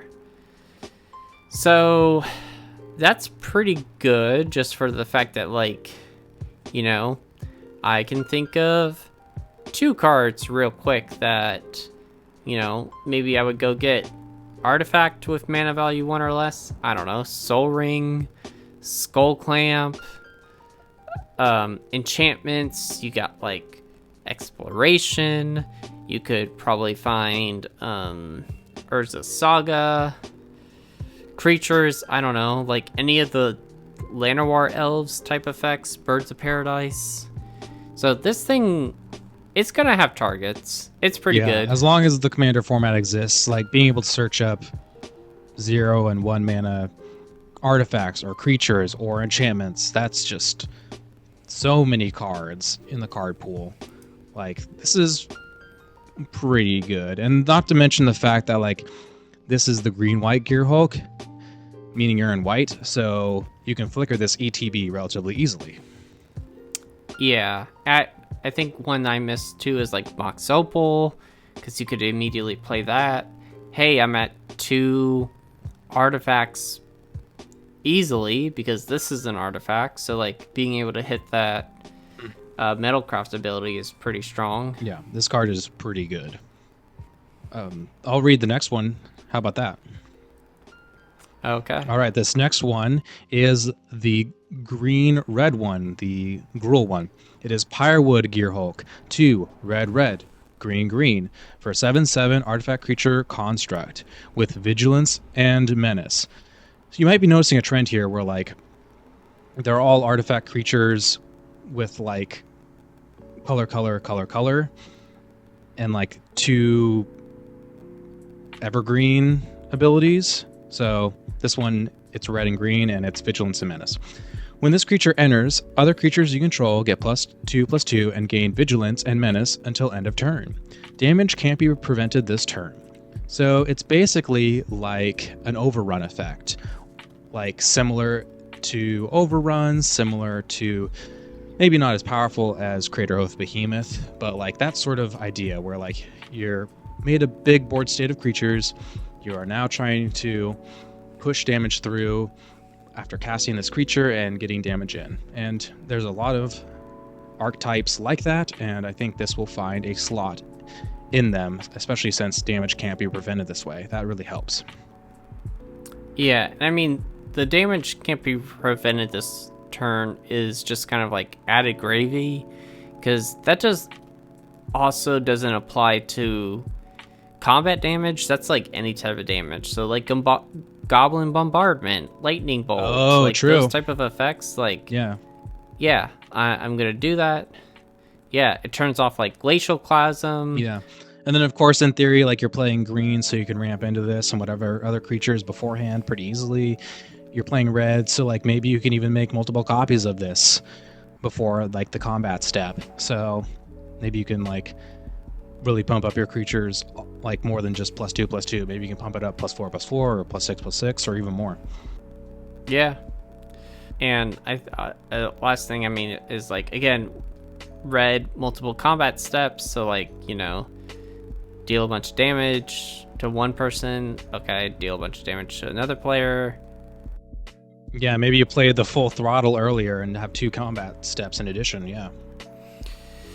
Okay, this last one is Riptide Gear Hulk. I think this is the most nuts one. I think this is the craziest one. I probably would agree. Okay, so Riptide Gear Hulk, which is 1 white, white, blue, blue, artifact creature construct, double strike, prowess. So whenever you cast a non-creature spell, this creature gets +1/+1 until end of turn.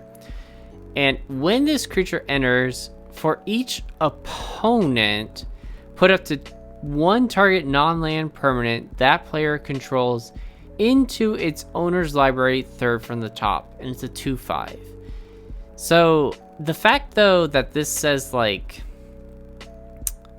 each opponent is, I think, where it's like, okay, you had Commander in mind. Like, the only reason why I'm not including the blue-black one is because it was like 1 opponent, and I was like, I mean, you know, not everything can be designed for Commander, but like if it said each opponent, yeah, that would have been pretty strong, and you know, we'd be talking about it. But we're exactly. not. This one, it's like, oh, let me just like get your strongest thing, put it 3rd from the top.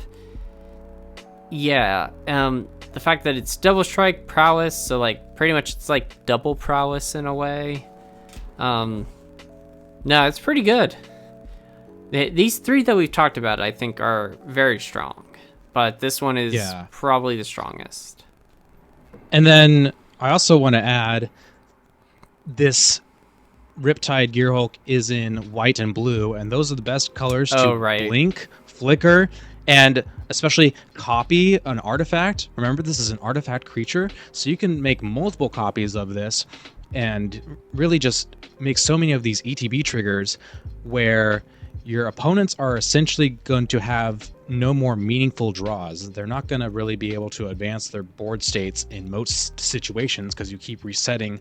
Like, their board now becomes like what they draw every turn, and it can be become a situation where you control them where like they quote unquote don't have any more meaningful draws.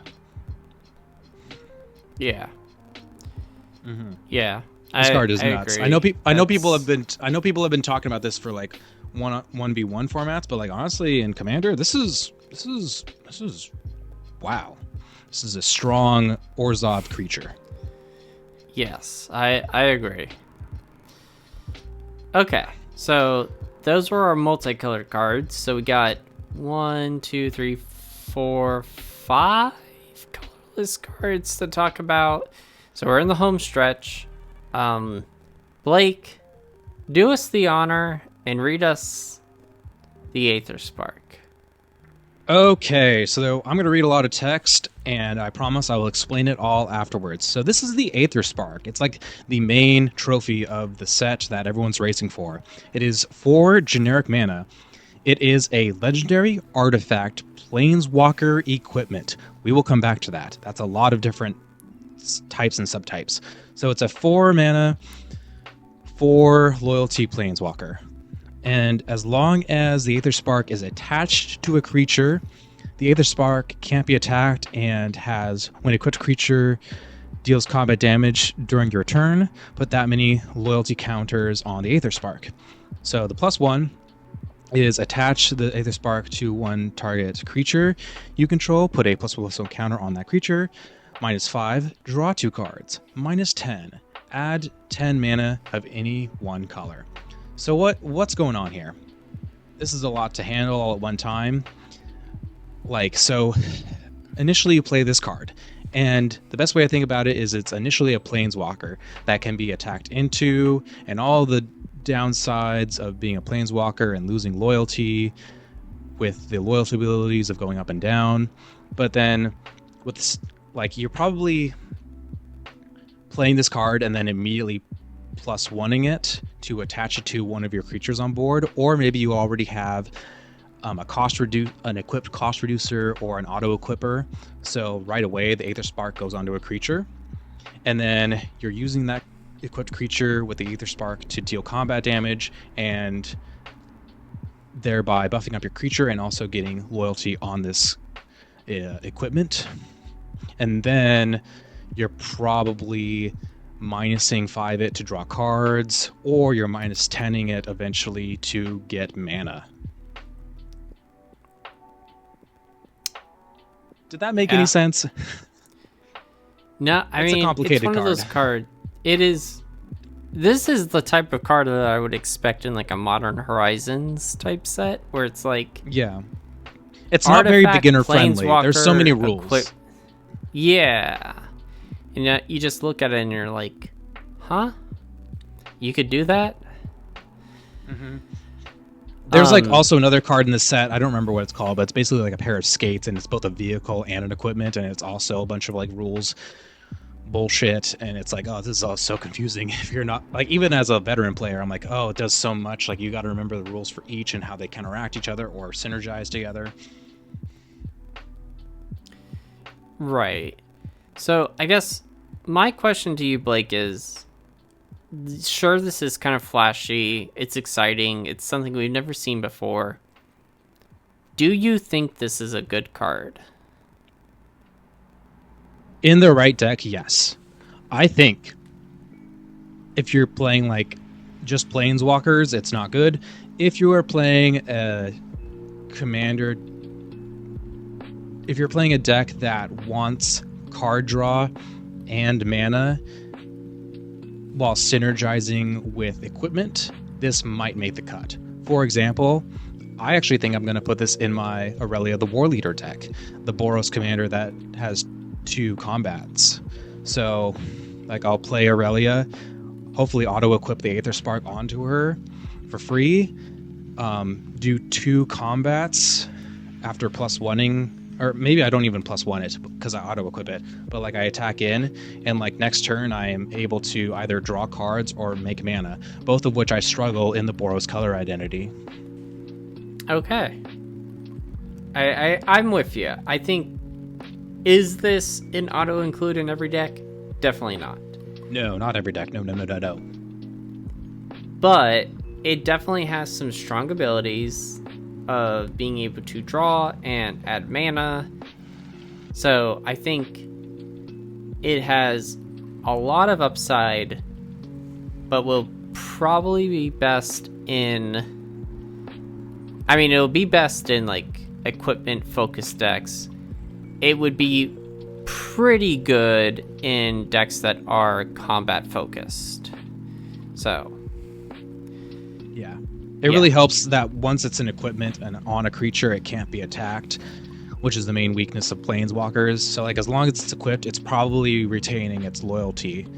And it depends on, like, how fast, like, you're able to put loyalty counters on this, but, like, making mana and drawing cards is, like, almost never bad. Yeah. I think one thing I noted, because I was reading the rules about this card, but it's, like, if you are attacking the Aether Spark and someone is able to, like, attach it at instant speed to a creature, you would still be attacking the Aether Spark. That is the only instance where, like, that doesn't come into play. You just can't declare it an attacker.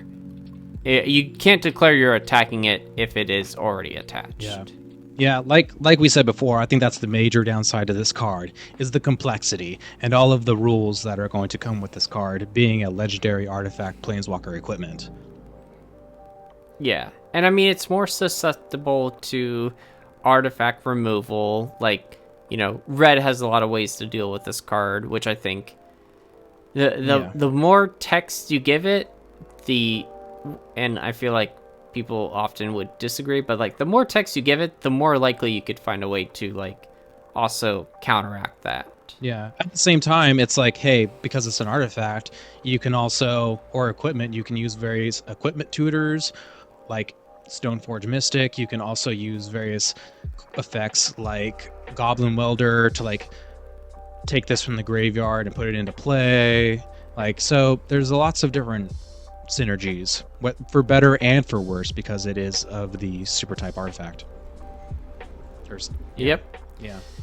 All right. Now we're going on to our next card, which it's a new Lotus.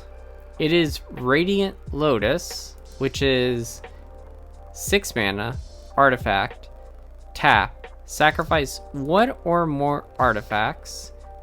Choose a color. Target player adds 3 mana of the chosen color for each artifact sacrificed this way. So... Now, ban it to oblivion. Ban it right now. Okay, 3 days later. Oh, I've forgotten about this card. Okay, never mind. I mean, I feel the same way. I feel like it's kind of one of those... We've seen New Lotuses before. Most of the time, it's kind of like not really worth the hype.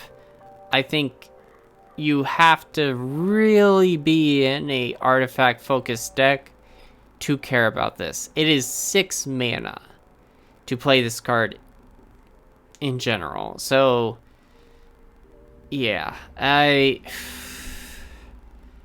just don't see it as being like game warping. Like, you know, if in the decks that will play this, and then I can expect it to come down the turn that it does, I'm like, okay, yeah, I'll deal with that. But I don't expect to deal with it the same way that I was kind of thinking like Jeweled Lotus, where it's like, oh, you just played a turn 4, or sorry, you played a 4 mana value commander on turn 1, because you could do that. Okay, yeah, that's pretty good. Yeah. This is not that good. I mean, I agree with a lot of what you're saying. Here's my thoughts. I think this is, in most situations, a win more card. Like you said, it already costs 6 mana, which is kind of a lot, generally speaking. It can sacrifice artifacts to basically triple your mana. But again, you already need a board presence for that. And if you had that big of a board presence, you were probably like already close to winning. Like maybe your deck makes a lot of quote unquote useless artifacts. Like maybe, I don't know, say your commander makes a whole bunch of like blood tokens that aren't able to convert it into a win. You use Radiant Lotus to like turn those into mana, and maybe you have like, maybe you can just dump your hand. I don't know. But I think what's going to happen is like, because it's Lotus, there's a lot of like people thinking about like Black Lotus. And I think this card, unfortunately, I already saw the prices, and I think that this card is very pricey. A lot of money.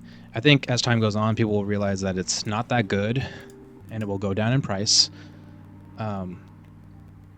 Because it's not, you know, sometimes the Lotus cards can be strong. Sometimes they are like Jeweled Lotus. Sometimes they are like Lotus Petal. They are very strong. But I think most of the time, especially nowadays, WotC is, believe it or not, trying not to break Commander, and they're very aware of the Commander format. And so, like, the last Lotus card we got was Lotus Ring, and nobody remembers Lotus Ring. Lotus Ring was 3 generic mana. It was an artifact equipment with Indestructible and Equip 3. Equipped creature gets +3/+3 and has Vigilance, and tap, sacrifice this creature, add 3 mana of any one color. People tried to break it. People thought about it for, like, the whole time it was released, and then they realized, probably similar to Radiant Lotus, oh, this is like, you have to go through so many hoops, and it doesn't actually fit that many existing strategies. It doesn't really make any new strategies. I don't actually think it's that good. Like, if someone plays, okay, here's the thing. If someone plays Radiant Lotus against me and like wins, they were probably already winning, because they already had a whole bunch of artifacts no matter what it was, and they probably already had a bunch of mana. They were probably already going to win. Yeah. Yeah. I'm with you. So, wrapping up the set review here, I included this card. This is Aetheric Amplifier. I believe this is from the Commander decks. It is 3 colorless mana for an artifact that says tap, add 1 mana of any color. So basically it's a mana rock with an upside. The upside is the fact that it has an activated ability of 4, tap, choose 1, activate only as a sorcery, and you have 2 options. So the first option is double the number of each kind of counter on target permanent, or double the number of each kind of counter you, the player, have. And the reason I included this is because I like this design, where it's basically WotC is putting out these 3 mana or 4 mana rocks that have these unique niche effects that in certain decks are quite powerful. Like, you want to put this in, like, commander decks that care about certain kinds of counters, like whether they're on you, the player, like experience counters. This is the first time like this artifact allows you to double experience counters. You know, like the olden days of like, oh gosh, it's been so long. Like, not Niv Mizzet, but like the blue red one. Oh god, it's been so long. And then like Marin of Clan Nel Toth, the ones that use experience counters. And then you've also got like +1/+1 counter decks where like you might want to include that. You do have to be careful, like, because you don't want to double up your poison counters because you're going to lose quicker. But yeah, there's just, I think, a lot of interesting. This is just a niche card that helps niche decks, and that's the kind of design I like to see. Yeah, I was kind of, as I was looking over the notes, I was like, oh, double up poison counters? Can it do that to an opponent? And then I read the card and I was like, no. So why would I want to do that? So that's to the myself? downside. Like if you are playing a game where like you get infected or poisoned or whatever the other word is, like, and you get a poison counter, don't maybe be careful about giving yourself extra poison counters. Right. Yeah. But I agree. Like, this is a 3-mana mana rock. Like, also, yeah, it's just kind of niche in its ability. I think that's kind of the sweet spot that they're trying to like hit for these 3-mana rocks, where it's like it's not going to go in every deck. We're not going to make 2-mana rocks that are just generically powerful everywhere. They want to make like 3-mana rocks that can like kind of do something and make mana. So I think it's pretty good. All right, last card, kind of. This is Monument to Endurance. It's a 3-mana artifact. Whenever you discard a card, choose one that hasn't been chosen this turn. So draw a card, create a treasure token. Each opponent loses 3 life. I think just we've talked about it a lot in this set, where cycling, rummaging, looting, all of these are like discard abilities. It's kind of a generic thing that people care about. Like, I don't know, you also have like madness type effects that like care about, you know, when you discard stuff. So like discard is kind of not as critical to the game as landfall, but it's still pretty important. So this just says like, hey, whenever you discard something you will probably do a little bit each game, choose one of these. So like, draw a card, create a treasure token, each opponent loses 3 life. I mean, I think the strongest way to like look at this too is like, you end the turn with 8 cards in your hand. You have to discard one. Okay, I'll discard one. I have not drawn a card this turn, so I'll do that first. And then you draw a card, discard again. Okay, do I want an extra mana, or do I want each opponent to lose 3 life? And then you can choose from there. Where are you on this card? Are you like high on it, medium on it, low on it? I would say medium. Like, it's not every deck necessarily, but I think, you know, the decks that, like the blue-red decks, or maybe even like mono-red decks, like they're gonna care about this a little more probably than most other decks. I feel like I'm in a similar boat as you. I think that this is a great card for like discard strategies, similar to like that Chariot I talked about earlier that makes 2/2 zombies. I think it's great in that strategy as well. It helps draw you cards, helps make mana in the form of treasure tokens, it helps your opponents lose life. Again, another way to help make discard decks actually close out the game and be like quote unquote less fun, or like actually make those decks be able to end the game and not drag out the game and make it unfun. So I'm very high on this card. I also looked into this a little bit because I thought this was a cool card. Like, I did look into like the rulings with this and Crystalline Resonance, which is a blue 3 mana value enchantment that says whenever you cycle a card, you may have this enchantment become a copy of another target permanent until your next turn, except it has this ability. And so like if you just like repeatedly cycle things, you can make that enchantment basically another Monument of Endurance, and just like basically keep resetting it to where like you're no longer limited to like choosing one of the 3, and like you can, in theory, like if you can chain enough discard effects, like or in the form of cycling specifically, like you can just like keep drawing cards or keep making mana in the form of treasure or keep draining your opponents in the form of life. And I love that. I love that so much.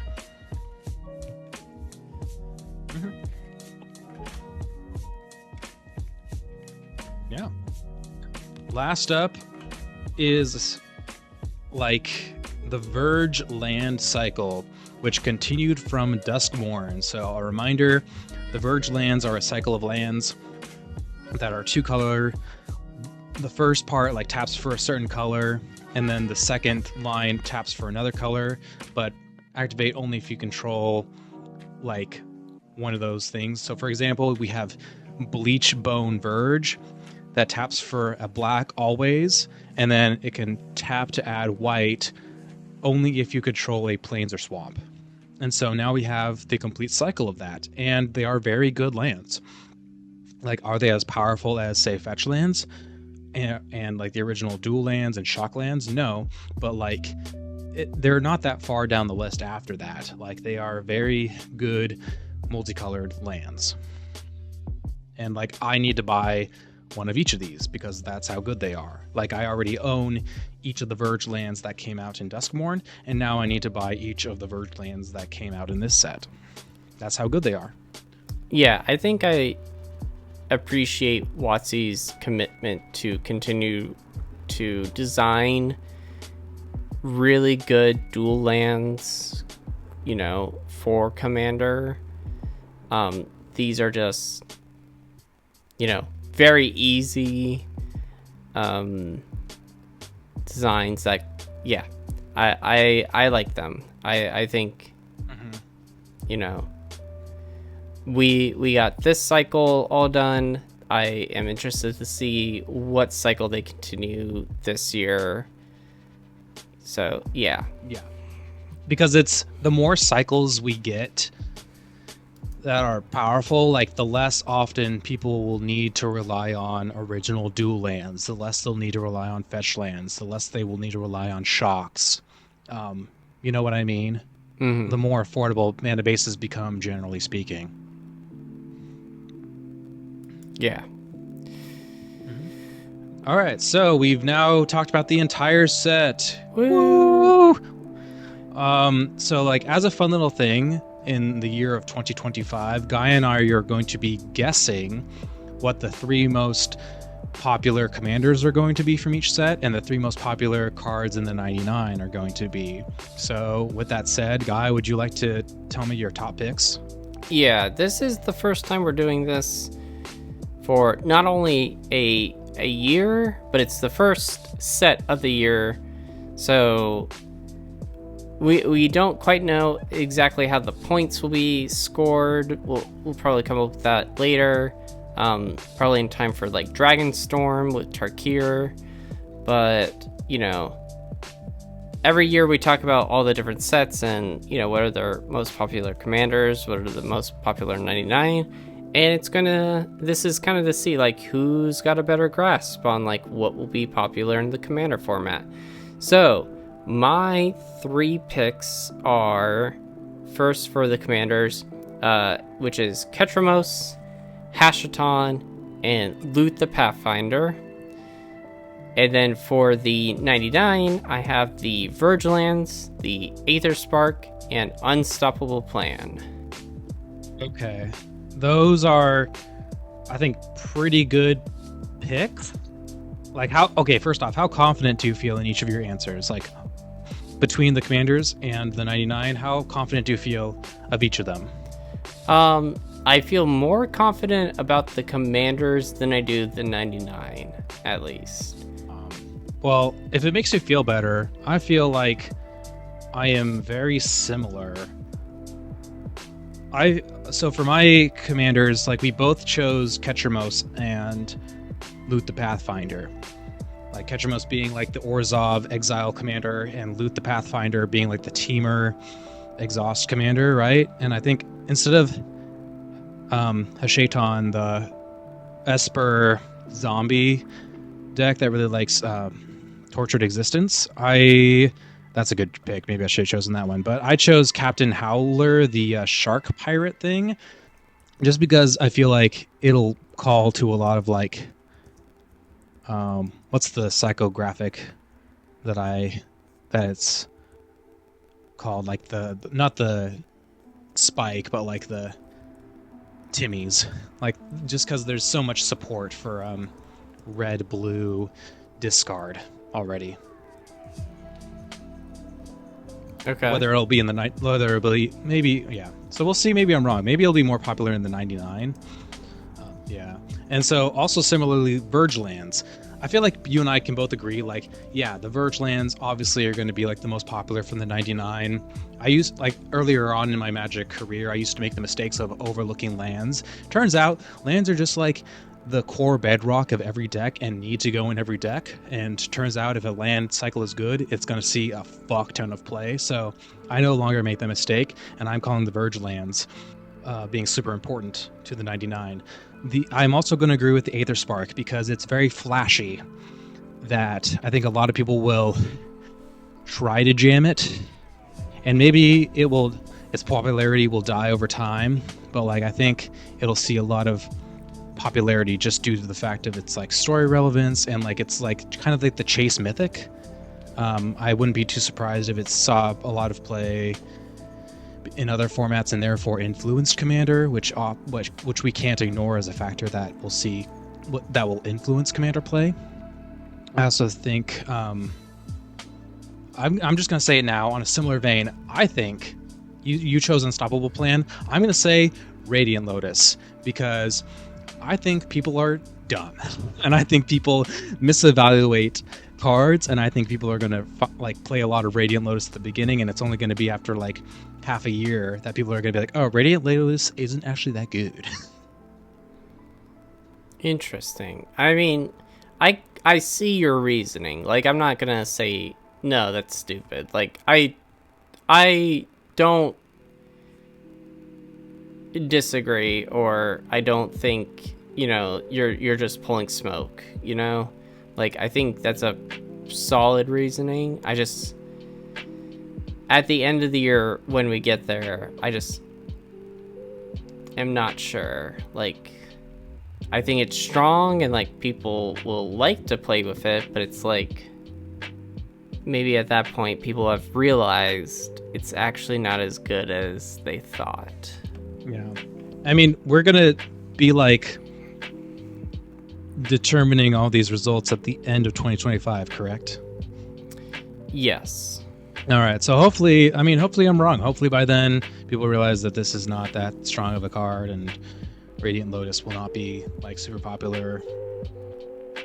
Okay.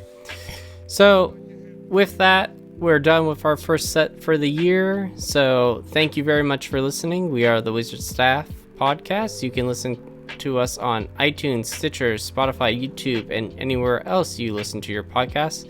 Make sure to leave a like and review. You can follow us on Facebook, Instagram, and Blue Sky at WizardStaff101. Send an email to us at the WizardStaff101@gmail.com if you want to bitch and complain about how stupid we are. Thank you for listening, and we hope you have a great night, evening, and drive safe. All right. Bye. Peace out.